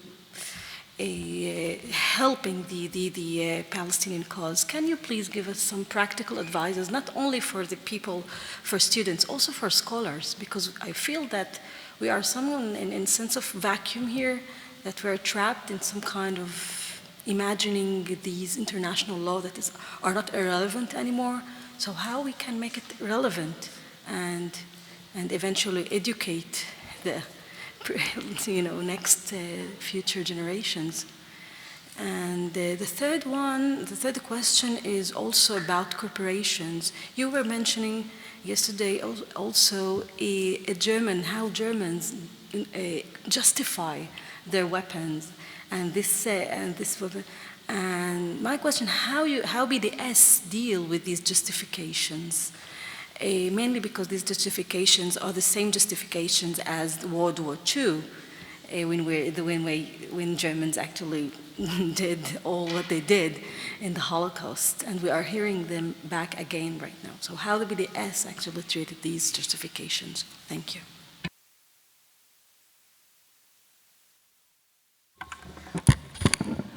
Hello, my name is Virginia Fiume. I was a policy leader fellow at the School of Transnational Governance, and now I'm just an alumni and sort of independent researcher on nonviolence. And I was, sorry, I took some notes. I was very intrigued by the idea of incrementalism, but I think it will be interesting to deep dive in how it can work in complex systems. You mentioned, I think, the elephant in the room at the UI, which is the role of the member states. And I think if we bring this down to the level of states, universities, a bit the same. So the role of governments and states in terms of funding and political hegemony in a way within the universities. So I think when we look at BDS in general, we should have a sort of a multi-layered approach. So my question to you is, in your experience, knowing that each case is different, where is the best sweet spot to act within universities? Is more departments, is more the Senate, it's more the workers and procurement system? I know it's difficult to generalize, but I think we need to look at this as a complex system to decouple, to understand where it can be more effective. And my second question comes more to an element of nonviolence, which I think is compassion and empathy. When we talk about systems, whether it's the state or bureaucracies, it's very difficult to have a level of compassion. That's why I think the human rights committee aspect that also someone else was mentioning is quite effective because it kind of creates an emotional playing field. Then it doesn't matter if it's Palestine, climate, as you said, or other intersectional issues, the same policies could become a way to reconstruct another university. But then my question is, if we go through these human rights committees, which is what happened a bit at the UI, but also at the University of Florence as a consequence of the encampment, then it becomes a way to normalize instead of really working on cutting the ties. So I would like to know your take on these forms that could be seen by the movement as achievements, but then can somehow backfire because they dilute the demands, although they speak more to the heart of people who maybe can't see the difference between the different levels of oppression and tend to create a bit of a neutral space. Let me add one comment which follows up a little bit on your first question. So, Omar, I like your principled pragmatism. And also when you say, it's not about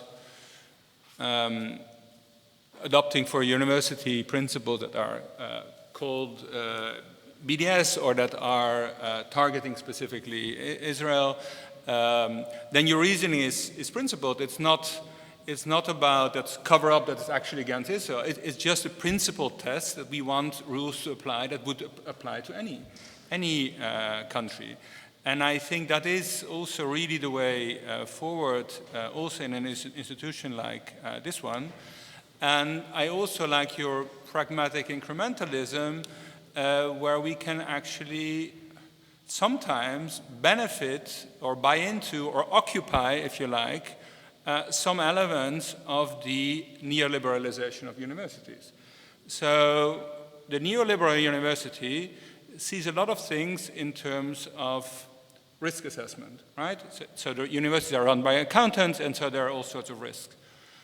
Well, one risk is that actually you are going to be liable for complicity in war crimes, genocide, various other things, or apartheid.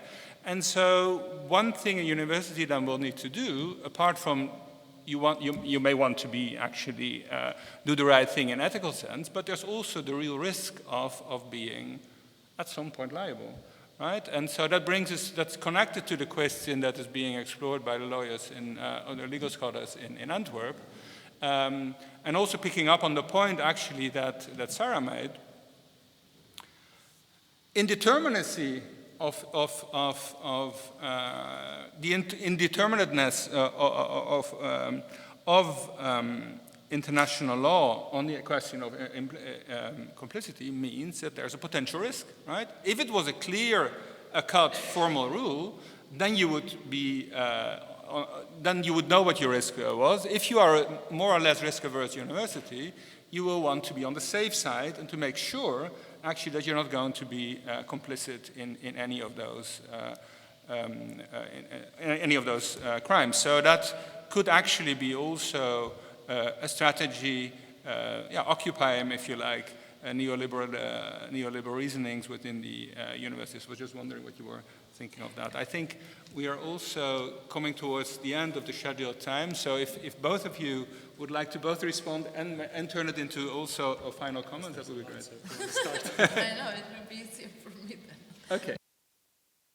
Okay, so how long do we have? Because some of the so-called questions are 6 questions. Technically 1 minute, but please be as short as possible. Okay. Yeah. Okay, I'll try. Horizon, it's utopian, impossible. I've said this before, and I've always said it always seems impossible until it's possible. And we make it possible. Every single achievement in human history has been called impossible. Women's rights was impossible. Ending slavery was impossible. Gay rights was impossible. Everything was impossible until struggles made it possible. This is no different.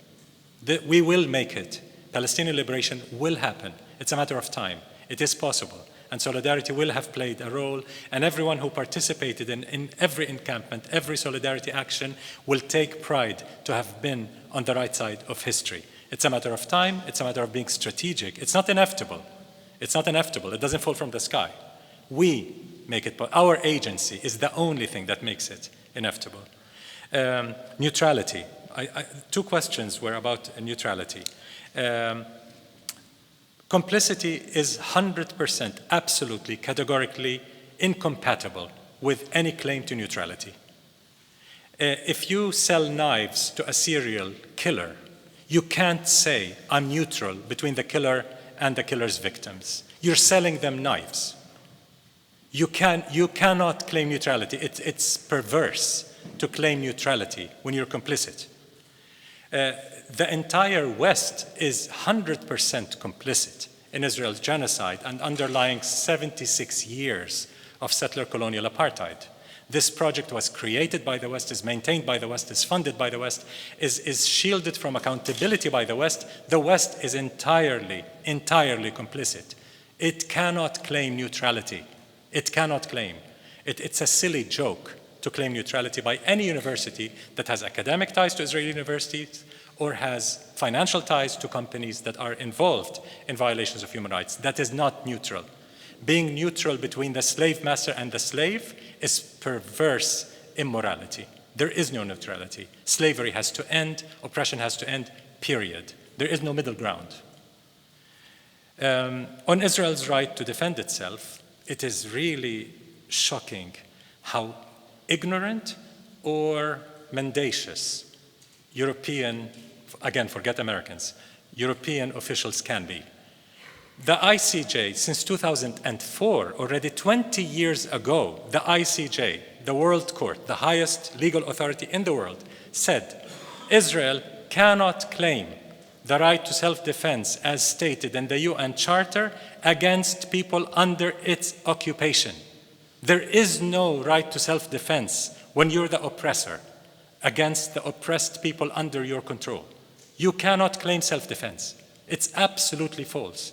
So whoever is saying self-defense is either an ignorant person or a liar or both, and they have to be faced with that. Regarding peace, no, we're not seeking peace. We're seeking a just peace. I'm shocked that a question that lasted 8 minutes did not mention the J word for justice. Peace means peace of the grave or peace of slavery, when the slaves accept slavery as fate. And guess what? Slaves never accept slavery as fate because they're enslaved. They're not born slaves. They're enslaved. They're oppressed, and they'll always resist until they have freedom, until they have justice. So the only peace we seek is a just peace. So what does that look like? Dismantling settler colonialism and apartheid and illegal occupation so that everyone can live in justice, dignity, equal rights, human rights, equally, everyone. But to get there, we have to dismantle the structures and the system of oppression. I am shocked that a genocide would be justified, as has been attempted, by an act of the oppressed acting against their oppressor, regardless whether that act included any aspect that is illegal, immoral, or not. The Genocide Convention says there's absolutely no justification for genocide. Absolute, it's categorical. No justification for genocide whatsoever. No act on earth can justify genocidal acts. And that's international law. Because if we apply that logic, then part of the Holocaust against Jews in the Warsaw Ghetto can be blamed on the Warsaw Ghetto uprising. Misha Gessen, the Jewish intellectual whose family were Holocaust survivors or perished were killed in the Holocaust, made that analogy with the Warsaw Ghetto. When the ghetto repels the oppressor, resists the oppressor, do you blame the oppressed for resisting, regardless whether the resistance was, again, included any aspect that's immoral or illegal? Is the oppressor ever justified in mass destruction of people, mass extermination? Absolutely not, anywhere, anytime in history. There is no justification for genocide. The day after, what can that look like? a day with peace, justice, dignity for all, which means dismantling settler colonialism and apartheid and nothing less. We cannot accept, we cannot live with anything less than full emancipation. Resistance to BDS was more than against any other struggle, and you were concerned about co-optation. Co-optation was also mentioned at the end. And this is a very serious concern, again. And I mentioned some forms of, giving you a seat at the table and you feel respected and I'm listening to you and I'll declare this and I'll issue a statement that says that. So how do we avoid falling into the trap, which is a quintessential European trap, actually. In the US, it's less so, but it's so European, where it's declarative, performative, but leads to absolutely zero. I mean, Europeans are masters of saying a lot that leads to nothing. They continue the complicity and they continue their crimes, but they declare things. Human rights, DEI, equality, diversity, all that bullshit. When they don't mean it, because it's bullshit because they don't mean it. So we have to hold them accountable to the slogans that they raise. How do we make sure we're not co-opted? We never change the objectives. We change the tactics. We adjust the timeline, but we never change the objectives. If the objectives are ending the complicity of this institution, this university, in war crimes, crimes against humanity, and genocide, that will not change. We will continue the struggle until we end the complicity, because that's not a charitable act. Doing no harm is never a charitable act. It's an ethical, legal obligation. As the University of Antwerp research shows, it's also a legal obligation for universities to end complicity in such war crimes and crimes against humanity. So we change the tactics. We become much more strategic with how to approach things, what to accept at one point, but never accept lowering the ceiling. Because you mentioned lowering the demands. We never accept lowering the demands. We keep at it. We take whatever victory we can achieve, but keep going. And that's how we fight disempowerment, this neoliberal attempt at disempowering us, because we keep going. They think they will colonize our minds with despair.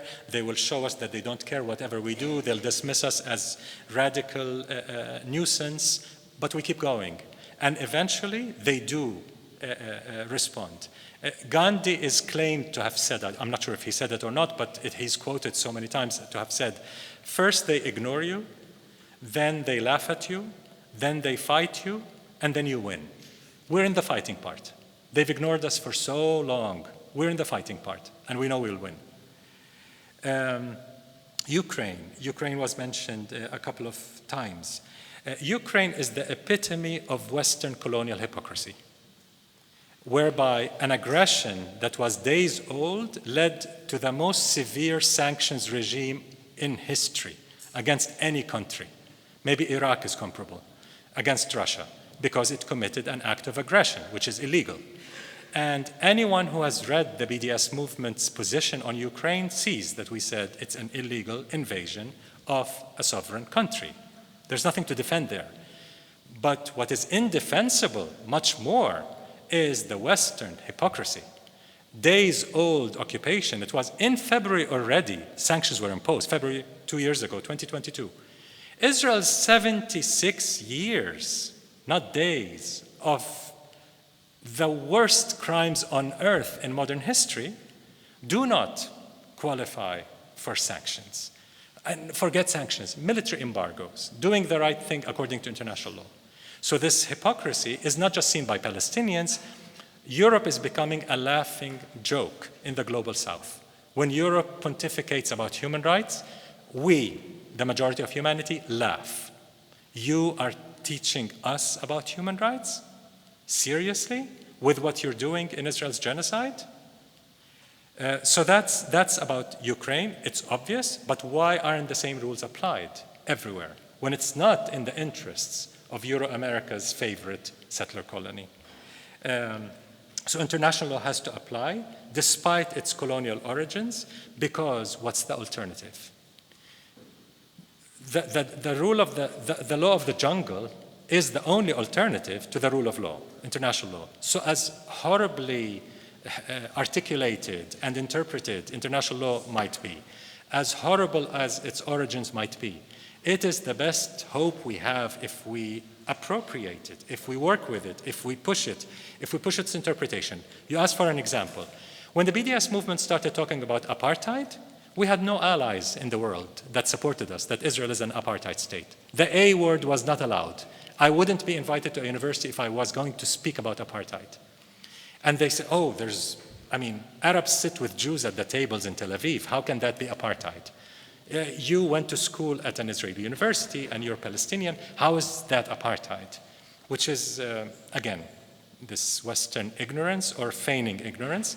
International law defines apartheid as racial domination by one group against, there's a whole definition, which 100% applies to Israel, as now Amnesty is saying, and Human Rights Watch, and B'Tselem, and UN experts.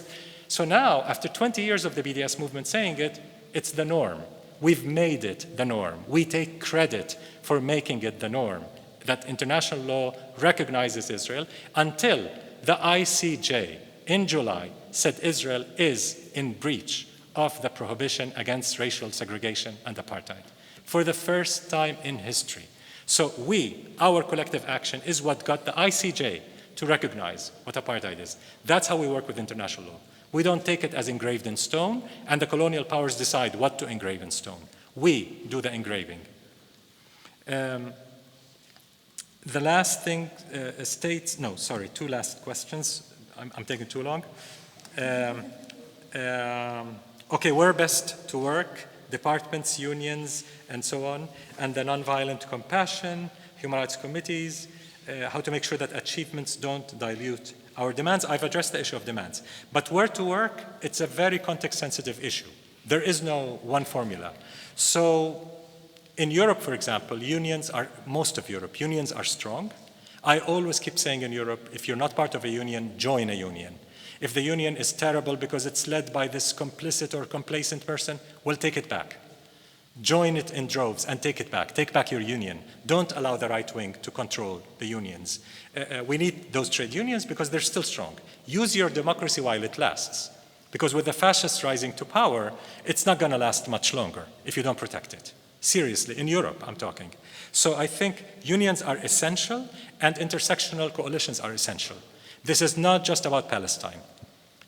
Palestine is an experiment for the dystopian future that all racialized groups will face if we don't collectively stop this. And by racialized, I don't mean just the blacks and the browns and those of us who are the dispensable people, as Petro says it, but also every weaker community in the colonial West as well. The working class and the working people and so on, they will keep losing their privileges, keep losing with the austerity measures and the neoliberal state and the security state, they'll keep losing whatever is left of liberal democracy. So there's an interest to form big, massive coalitions to protect liberal democratic principles and the consistent application of international law and human rights principles. And on the last point, I absolutely agree about the risk assessment, raising the issue of risk assessment, as well as reputational damage. So when we do our activism, we don't just present the ethical and the legal. University administrations usually, let alone corporate administrations, they couldn't care less in corporations about the law or ethics unless there's a criminal liability involved. So let's make the threat of criminal liability very credible to them by having the lawyers in the movement present a credible threat of strategic lawsuits against specific companies, specific executives, that are deeply complicit. We wouldn't just flash it everywhere like Israel does. We really have to be very strategic where to use litigation to scare everyone else that you, executives of Amazon, you might end up in jail because you, not just the company, you, every single one of you is liable, criminally liable for complicity in genocide. So we have to make the risk very, very serious. And we have to present the fiscal and financial risk as well. Israel's economy is going down the drain. That's obvious. It's in steady decline. Moody's is saying that, Standard & Poor's is saying that, the high-tech is abandoning Israel. There are many, many indicators that we need to show companies that investing in Israel is not just unethical, is not just illegal, it's stupid. It's financially reckless. And that's the argument we used with Intel, for example. We showed Intel shareholders investing $25 billion in Israel in a war zone. Forget ethics, forget the genocide. Considered a war zone is absolutely reckless financially. That was the only argument that worked with them, because they can't spell ethics in Intel, but they can spell money. They really spell money. So give them money. Give them the credibility of how they might lose money. So I agree about that, but reputational damage as well.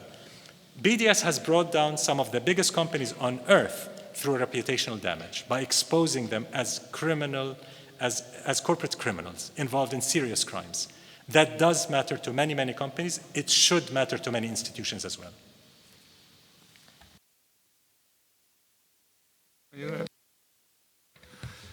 Well, in that case, I think we should start concluding this event. I really want to thank both Omar and Revital so very, very much for your wonderful presentations and your interaction with the room here and online. I would like to thank everybody for their questions and for their comments. It's also, I think, abundantly clear now that now the ball is in the court of the institution to take its responsibility and to make some firm decisions on these, on the question of complicity of academics in violating the rights of and the injustices done to Palestinians. Thank you very much. Thank you.